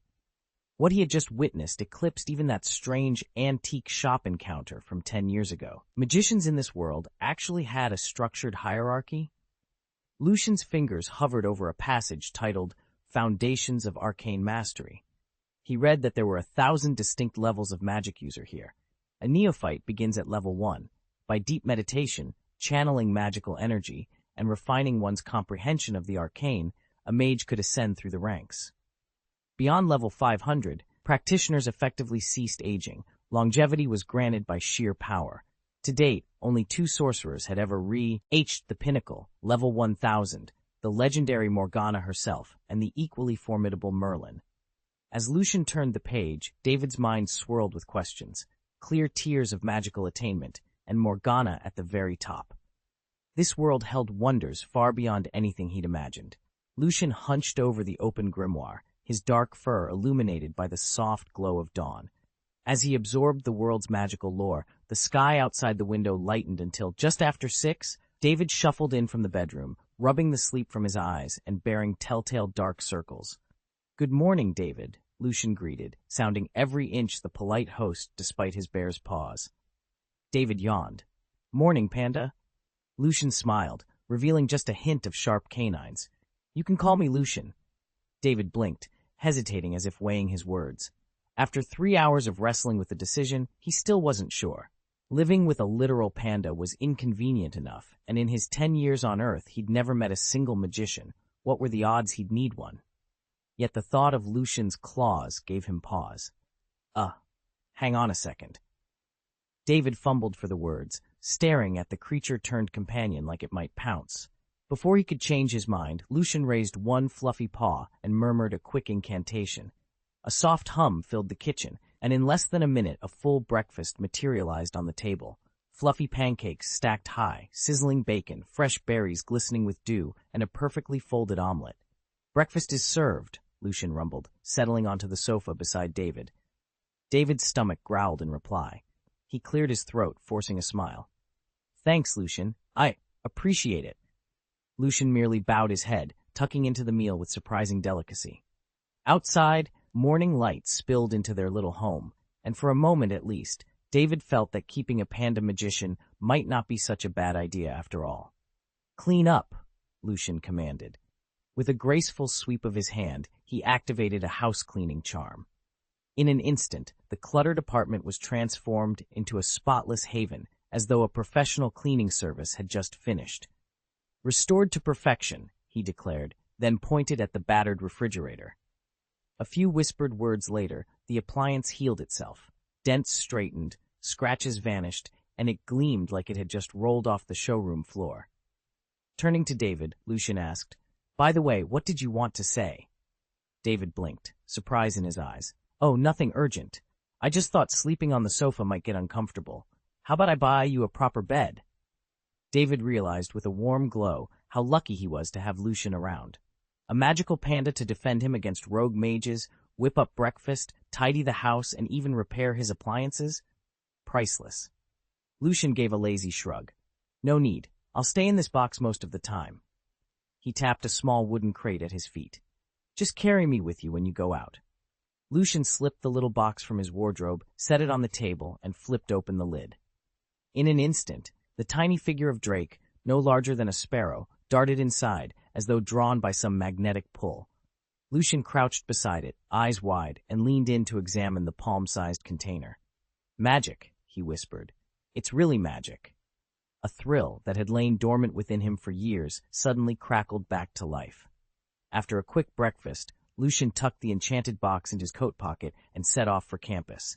On the way, he found a quiet corner beneath a row of elm trees and gently coaxed Drake back out. "Please," Lucian said, voice trembling with excitement, "teach me the arcane rules of this world. Show me how to wield real magic." Drake's tiny wings fluttered as he surveyed Lucian's eager face. With a soft trill, he perched on the student's outstretched hand and began to explain mana flows, elemental affinities, and the delicate balance that governed every spell. Day after day, Lucian said under Drake's watchful gaze, learning the meditative breathing techniques that would strengthen his core and channel his energy more effectively. He even mastered the incantation to summon the Morgana Ring, the first true rite of the Morgana school. A week whirled by in what felt like minutes. Neither Horvaths nor Balthazar had dared to disturb him, a clear sign that their pact remained sealed, at least for now.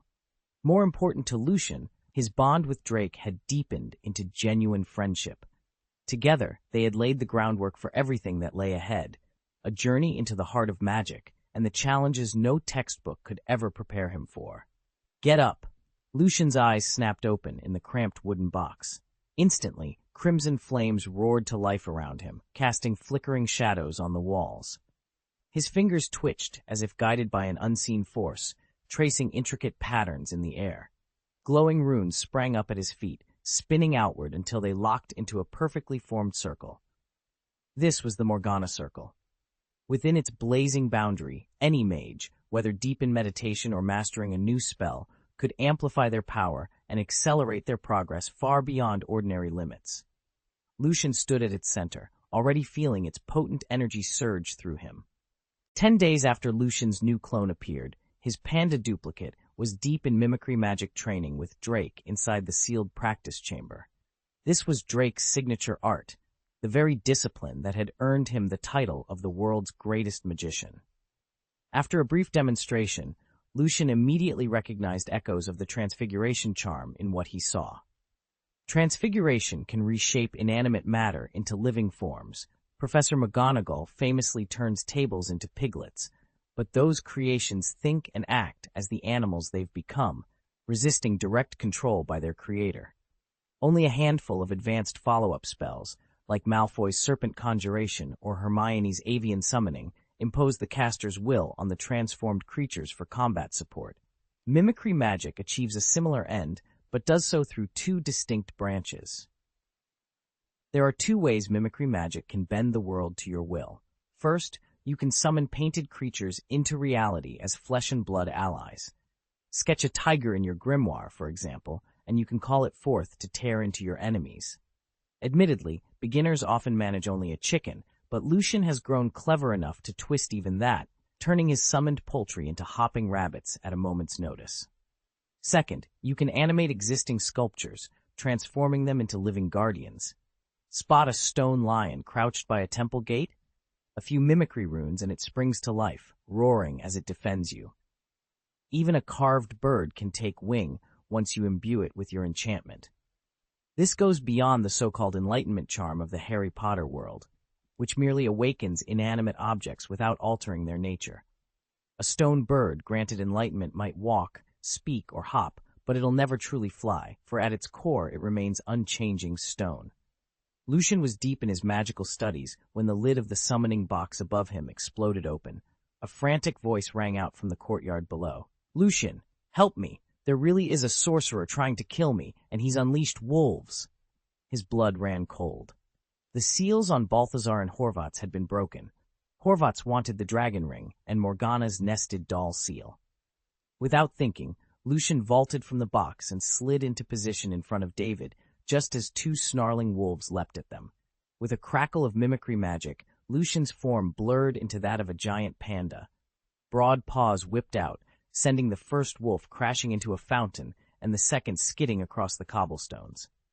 Then, almost as quickly as it had shifted, his fur flattened into thin, rustling sheets of paper that fluttered to the ground. Across the courtyard, Horvath's emerged from the shadows, his dark coat swirling around him and an ornate cane in hand. He surveyed the inverted panda paper with cool amusement. "A mere panda, David? Is that your savior?" With a single tap of his cane against the iron stair railing, the metal groaned and reshaped itself into a deadly javelin. The spearhead whistled through the air, aimed directly at the fragile paper remains of Lucian's last form. Lucian squared his shoulders as Horvath's iron javelin arced toward him.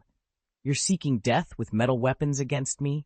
The dark mage sneered, his staff crackling with arcane energy. Before the javelin could draw blood, Lucian lifted his paw, and his magnetic powers flared to life.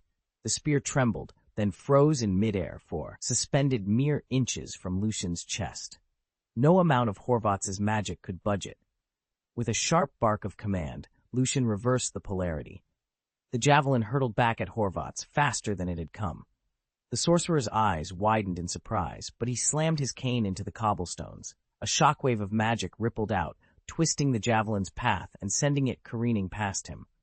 Horvath scoffed, brushing imaginary dust from his robes. "So this legendary panda relies on magic alone," he taunted, voice dripping with contempt. His triumph was short-lived. Before he could muster another spell, a linding pain erupted in his chest. He pitched forward, startled, as the javelin, still under Lucian's magnetic sway, pierced him from behind. Lucian took a single step back, eyes cool and steady. Horvath froze, crimson seeping through the dark fabric of his tunic. He stared down the shaft in his chest, shock and grudging respect mingling in his gaze. "Well," Horvath rasped, voice oddly calm, "you've surprised me." Horvath's body collapsed into a writhing cloud of cockroaches, and then snapped back into human form, the javelin he'd been impaled with clattering to the ground. Lucian couldn't help but admire the ancient mage. A 1,000-year-old sorcerer like Horvath's could shrug off any physical attack by simply scattering himself into insects. No matter how many bullets Gatling's cannon spat at him, he'd reassemble unscathed. Revolting, but undeniably brilliant. "Now," Horvath growled, raising his ebony staff. An invisible wave of force surged toward Lucian, strong enough to send a mountain flying. Lucian's eyes narrowed. "Ironclad armor," he shouted, slamming his palm to the air.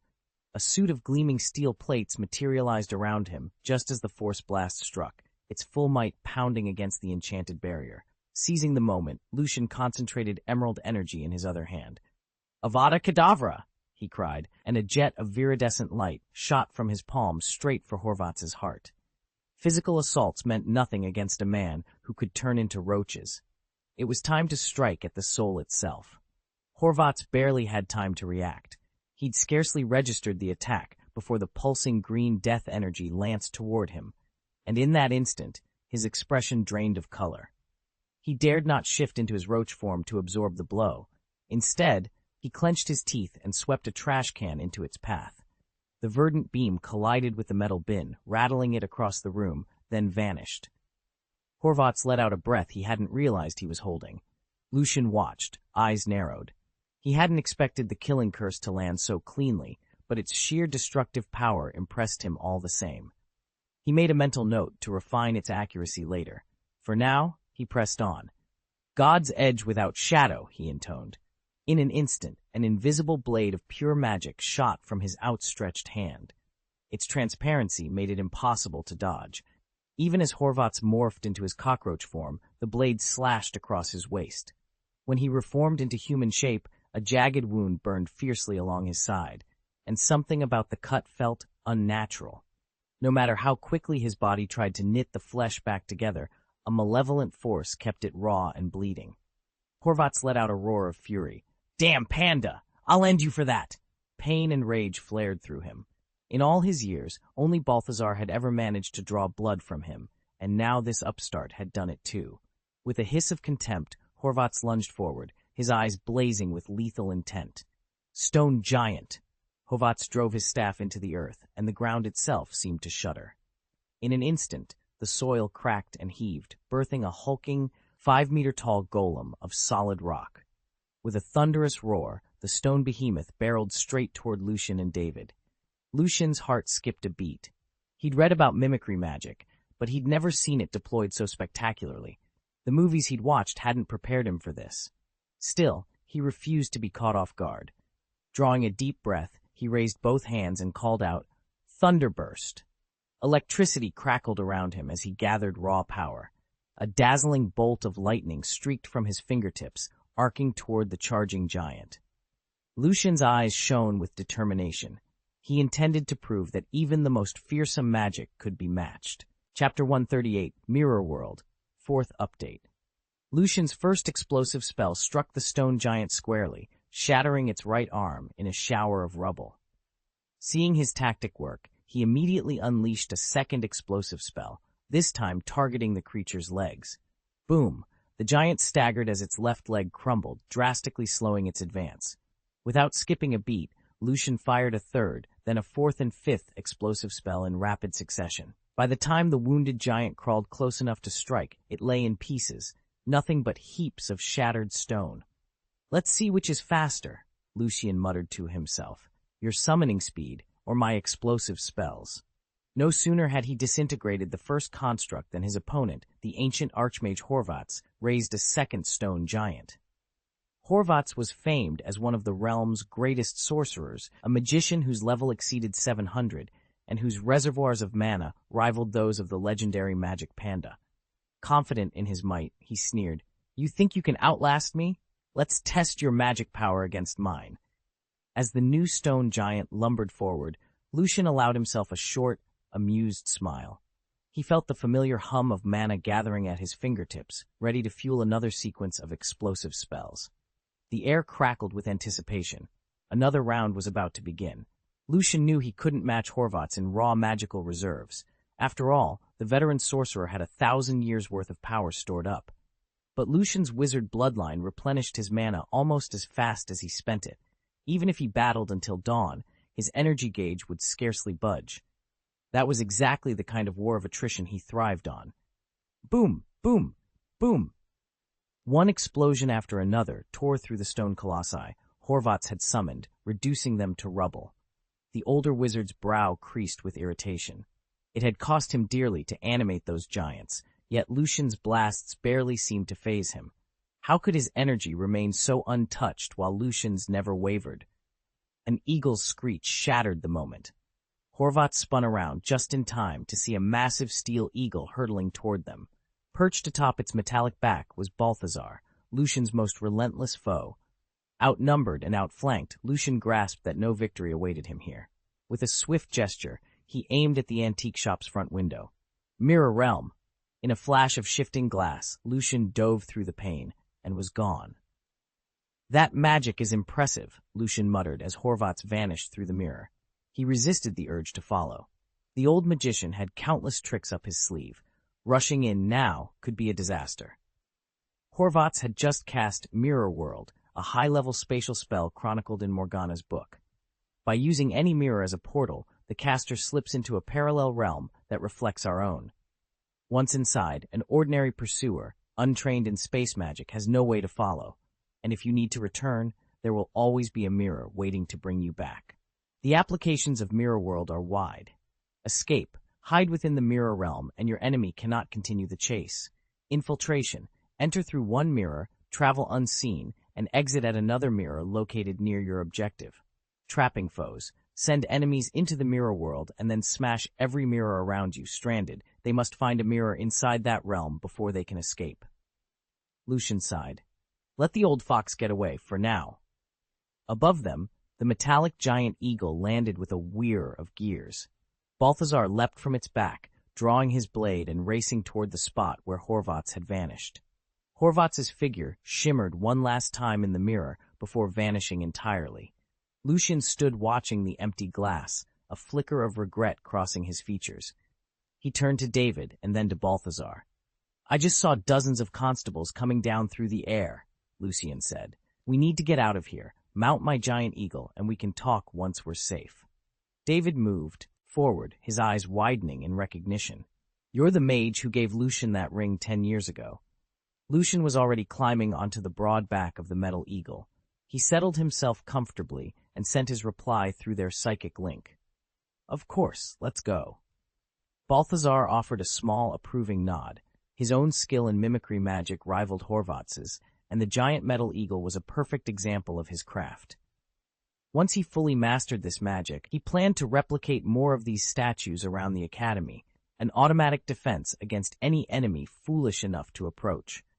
That sounds perfect, Balthazar agreed.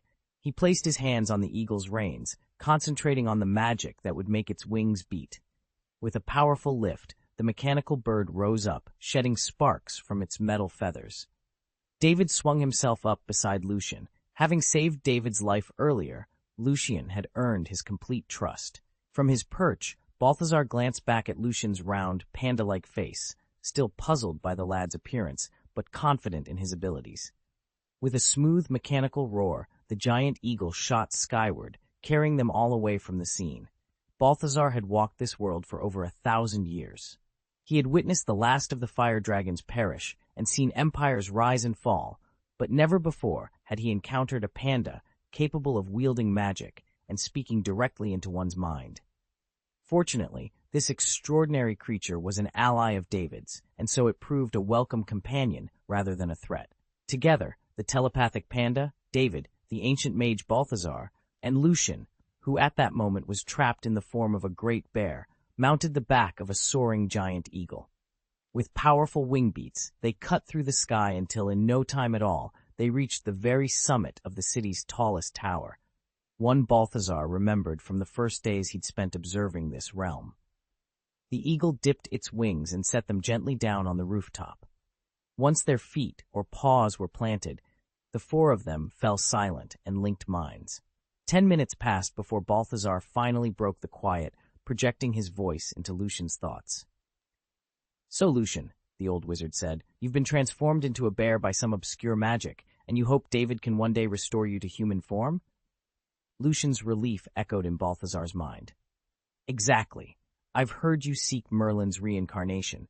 David bears the dragon ring, so he must be that reborn sorcerer. If you could help me reverse this spell, I would be deeply grateful. Balthazar studied the mental currents swirling around Lucian. After a thoughtful pause, he shook his head. I'm sorry, but I detect no trace of transformation magic in your aura.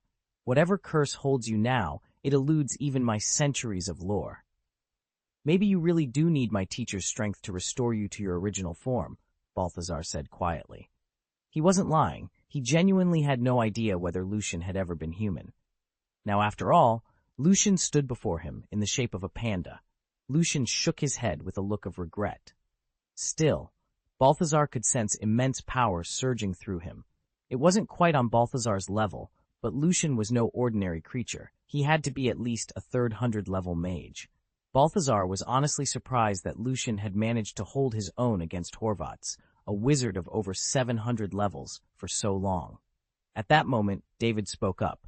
An ordinary college student with a passion for physics, he had no desire to be embroiled in another magical confrontation. "I'm sorry," he said, voice tight.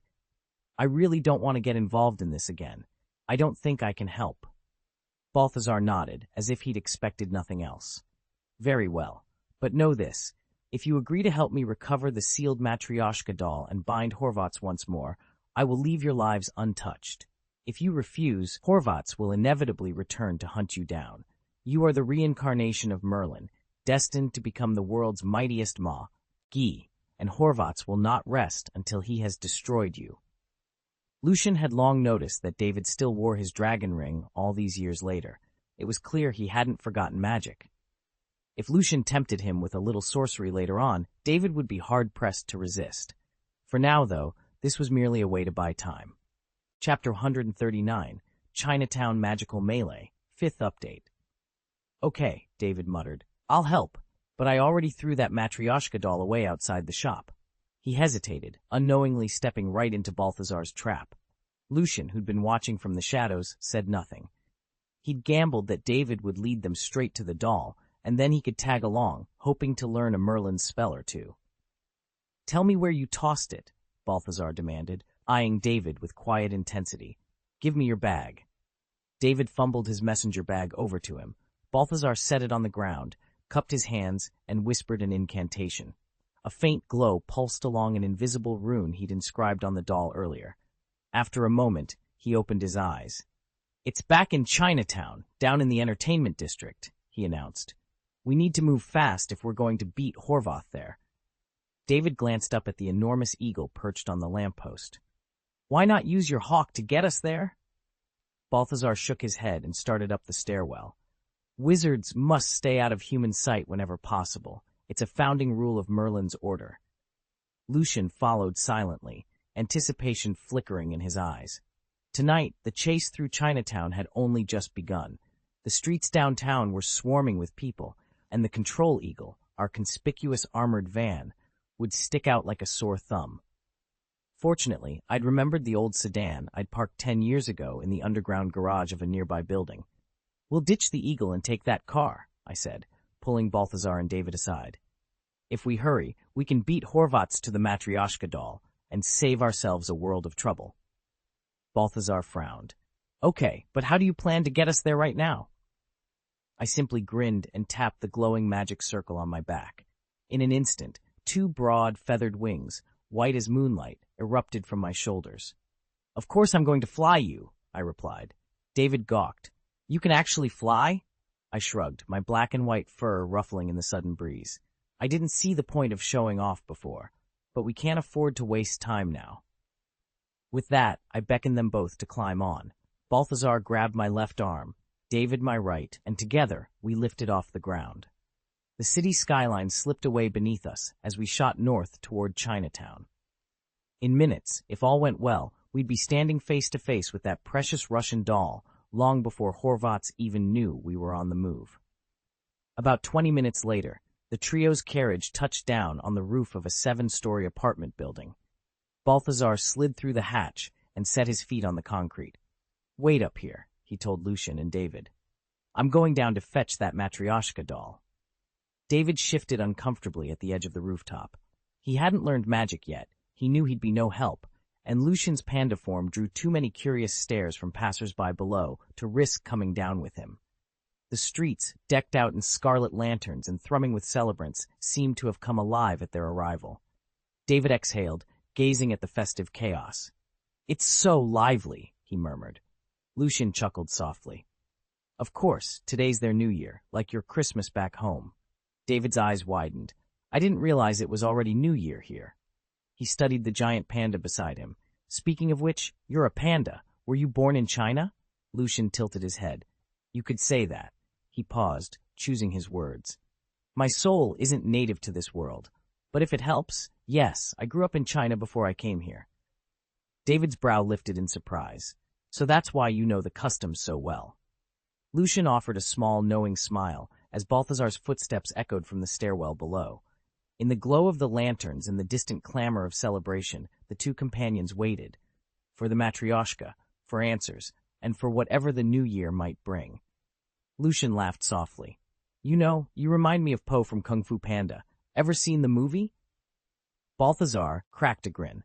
I have, but I don't do Kung Fu. Magic's more my specialty. They lay back against the rooftop's parapet, enjoying the cool evening breeze, when a crash echoed 3 floors below. A window exploded outward, and Balthazar was hurled into the air before plummeting toward the bustling street. Almost at once, 3 figures dove after him. Leading the charge was Horvath's, flanked by 2 Morgana mages, a man and a woman. Balthazar, Horvath called, voice cold as steel. Today is the day you die. Lucian's heart raced. Horvath must have used the Book of Morgana's time-weaving magic to replay past moments and pinpoint the hidden Matryoshka doll, the very vessel imprisoning 2 powerful Morgana sorcerers. If those seals were broken, he glanced at Balthazar, still unconscious on the pavement below. Stay here, Lucian ordered. I'll handle this. With a powerful beat of his wings, Lucian leapt from the roof, swooping behind Horvath's. His blade shimmered in the lamplight. Divine edge, shadowless. First capture the thief, then seize the king. Lucian had planned it down to the smallest detail. Strike Horvath first, then the other 2 would be easy prey. Gathering all his arcane power, he unleashed the divine edge shadowless curse, only to watch in horror as Horvath's form shattered into a writhing swarm of cockroaches, each insect scattering across the rooftop to evade the lethal spell. At that moment, the young sorceress, no more than 17 or 18, whirled her head toward him with inhuman speed. Her eyes blazed with a strange inner light. Panda, she whispered, did you really think I'd fall for your tricks twice? I always knew you'd be here. Almost theatrically, Horvath reassembled himself into human form, pride blossoming on his face as he surveyed Lucian, now trapped beneath the girl's mental enchantment. He understood that unless he eliminated both Balthazar and Panda now, before they could interfere, his prize would come at too high a cost. Even if he claimed the Matryoshka doll, Morgana's forces would hunt him down without mercy. Earlier that night, after snatching the Russian nesting doll in Chinatown, Horvath had broken its seals to free 2 of Morgana's lieutenants locked inside. Together they'd staked out this rooftop, laying the perfect ambush. And now, under the pale moonlight, Horvath savored the sight of his adversaries caught in his web, and the certainty of his impending victory. Balthazar's eyes snapped open, and he shoved himself upright. Counted only behind Merlin and Morgana in raw power, he wasn't so easily put down. Though still reeling from the earlier strike, he spotted Lucian suspended in midair by Horvath's binding spell. Without a moment's hesitation, he pressed his palms together at his chest. Between them crackled a globe of humming plasma, the ultimate evolution of Merlin's lightning magic, ready to be hurled at any who dared challenge him. Horvath glanced over, then dismissed Balthazar's counterattack with a flick of his wand. His attention was fixed on Lucian, that pesky panda, he snarled. Raising his wand high, he barked, Fire Dragon, take him! At once, the fiery dragon design emblazoned on the nearby mage's tunic flared with life. The oversized cloth dragon, once a mere festival prop, expanded and hardened until it towered dozens of feet tall, its scales rippling with living flame. With a thunderous roar, it surged forward to intercept Balthazar's plasma orb. The dragon's scorching breath obliterated the spell midair, forcing Balthazar to conjure a desperate barrier. Above them, Lucian struggled against Horvath's tight grip, utterly defenseless. Horvath grinned, already plotting how he and his 2 allies would next combine their powers to finish off Balthazar once and for all. On the rooftop, David froze in terror, his heart pounding as he watched Lucian dangle between life and death. Lucian stretched out his hand, intending to unleash magic, but Balthazar's two simple words still rang in his ears and kept him from centering himself. Then, in an instant, his clouded vision cleared. His body rippled and swelled until he stood nearly 5 meters tall. Before Horvath's could summon his spell, Lucian's massive bear-like palm came crashing down. The force of the blow sent both Horvath's and the sorceress flying more than 10 meters, and the precious nesting doll slipped from Horvath's grasp. Chapter 140, Dragon Subduing Panda Palm. Update 1. Fly. As the sorceress and Horvath stumbled back, Lucian unleashed his flight spell. The Matryoshka doll that held Morgana and Veronica spun through the air and landed squarely in his hand. With a casual flick of his wrist, he sent it tumbling into his dimensional pocket. Had the female mage truly seized control of his mind? Not a chance. His occlumency and telepathic defenses were far too strong. He'd only pretended to be under her sway, just enough to lure the 1,000-year-old archmage into dropping his guard. The instant Horvath relaxed, Lucian struck, seizing the doll back for himself. "Hoist me up, old bear pack." He tucked the doll away and sprang upward, settling astride the giant bear paw that materialized beneath him. The summoned paw hovered like a living turret, ready to propel him into action. Across the battlefield, the fire dragon reared, preparing to unleash another torrent of flame. Lucian's eyes gleamed. Channeling his chi into the spirit of the celestial bear, he let out a fierce battle cry and slammed both palms against the dragon's skull. Then, shifting his weight, he punished it with a relentless sequence of strikes, each one named for its devastating intent. Dragon Subduing Panda Palm, Claw, Charge, Grip, Shatter. Beneath the onslaught, the dragon's scales cracked and splintered. Flames sputtered in surprise as the mighty beast reeled under Lucian's bear-charged assault. Stones cracked and dust billowed. Even Horvath and the sorceress paused, eyes wide, as martial power unlike any they'd ever seen rained down on the fire drake. Lucian tightened his grip on the bear paw, ready to land the final blow and reclaim every last shred of victory. Lucian planted his feet firmly on the ground and unleashed his dragon-subduing panda palm. The summoned fire dragon, caught off guard, reeled backward. Its head snapped from side to side, and its flames sputtered into flickering embers. Seizing the opening, Lucian gathered his ki and drove his palm straight into Balthazar's midsection. The impact tore through flesh and bone in an instant. Balthazar crumpled to the earth, and the dragon vanished like smoke. Now only 4 stood on the blood-stained clearing. Across from Lucian, the warlock Horvath staggered to his feet, his lips stained with blood. At his side, the sorceress leaned warily on her staff, her eyes wide with shock. Horvath's gaze darted to the fallen Balthazar, then back at Lucian. Realizing the battle was lost, he gave a ragged snarl of frustration. "Retreat!" he hissed. He seized the sorceress's arm and bolted into the shadows. Moments earlier, Horvath had planned to shrink himself into a cockroach and vanish, but Lucian's blow had left him too badly wounded for the trick. Had Horvath not spent years tempering his body through rigorous meditation, the strike would have ended him outright. As they disappeared into the underbrush, Horvath threw one last barb over his shoulder. "You can lop off the stems, Lucian, but if you don't uproot the weeds, they'll spring back with the next breeze." Lucian lowered his staff, eyes cold and steady against the night. "Then I'll burn every last root." Lucian's warning cut through the chaos. If we don't stop them now, they'll come back for the Matryoshka dolls later. Balthazar hesitated, guilt flashing in his eyes. He remembered how Horvath had once been his closest friend, until Veronica, their junior sister, chose Balthazar as her senior brother. Spurned and jealous, Horvath had fallen under Morgana's sway, his heart turning darker than even Lingu's. That shared history kept Balthazar from striking a killing blow. Lucian pressed on. "All right, if you won't kill him, at least seal his magic again." Balthazar drew a deep breath and nodded. "Let's go." He looked up and called to David, who was perched on the rooftop above them. "Stay here and keep watch."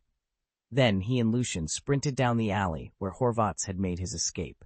Sirens wailed in the distance. Chinatown's New Year security patch. Ols had arrived, drawn by the disturbance. 3 police cruisers screeched to a halt nearby, doors flinging open. Horvath didn't hesitate. With a flick of his wrist, he unleashed a gust of arcane force that sent the officers tumbling into the street. Seizing the moment, he yanked the keys from the nearest cruiser, thrust a fellow Morgana sorceress into the driver's seat, and jumped in beside her. Lips curling in a triumphant grin, he whispered the mimicry incantation, and watched as the police car's exterior rippled and remolded itself into the guise of an ordinary sedan.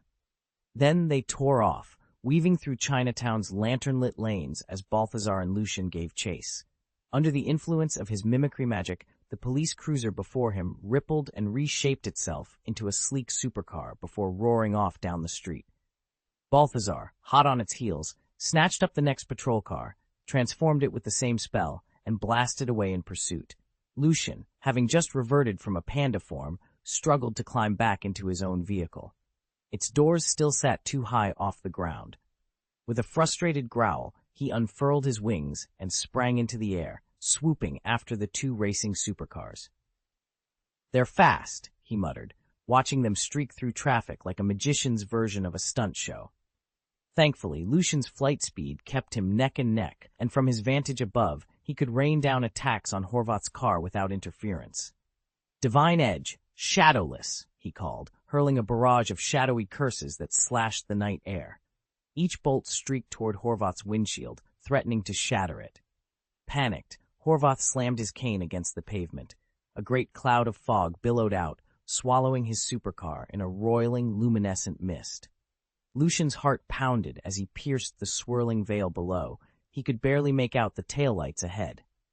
With visibility gone, Lucian reluctantly drew back the shadowless curses. He tucked them away for the moment and dove down through the fog, determined to keep up the chase. Lucian hovered over the dense fog bank, his keen eyes scanning every inch of mist below. With aerial surveillance, escape was impossible for whoever was hiding down there. At least, that's what he believed. After tailing the suspect's trail for some time, the swirling gray began to part abruptly, and the ominous hum of Horvath's supercar stopped dead in its tracks.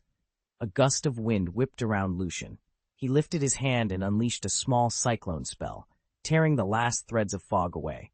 Expecting to see the sleek chassis of a high-performance vehicle, Lucian froze instead at the sight of a heavy steel turret, a tank.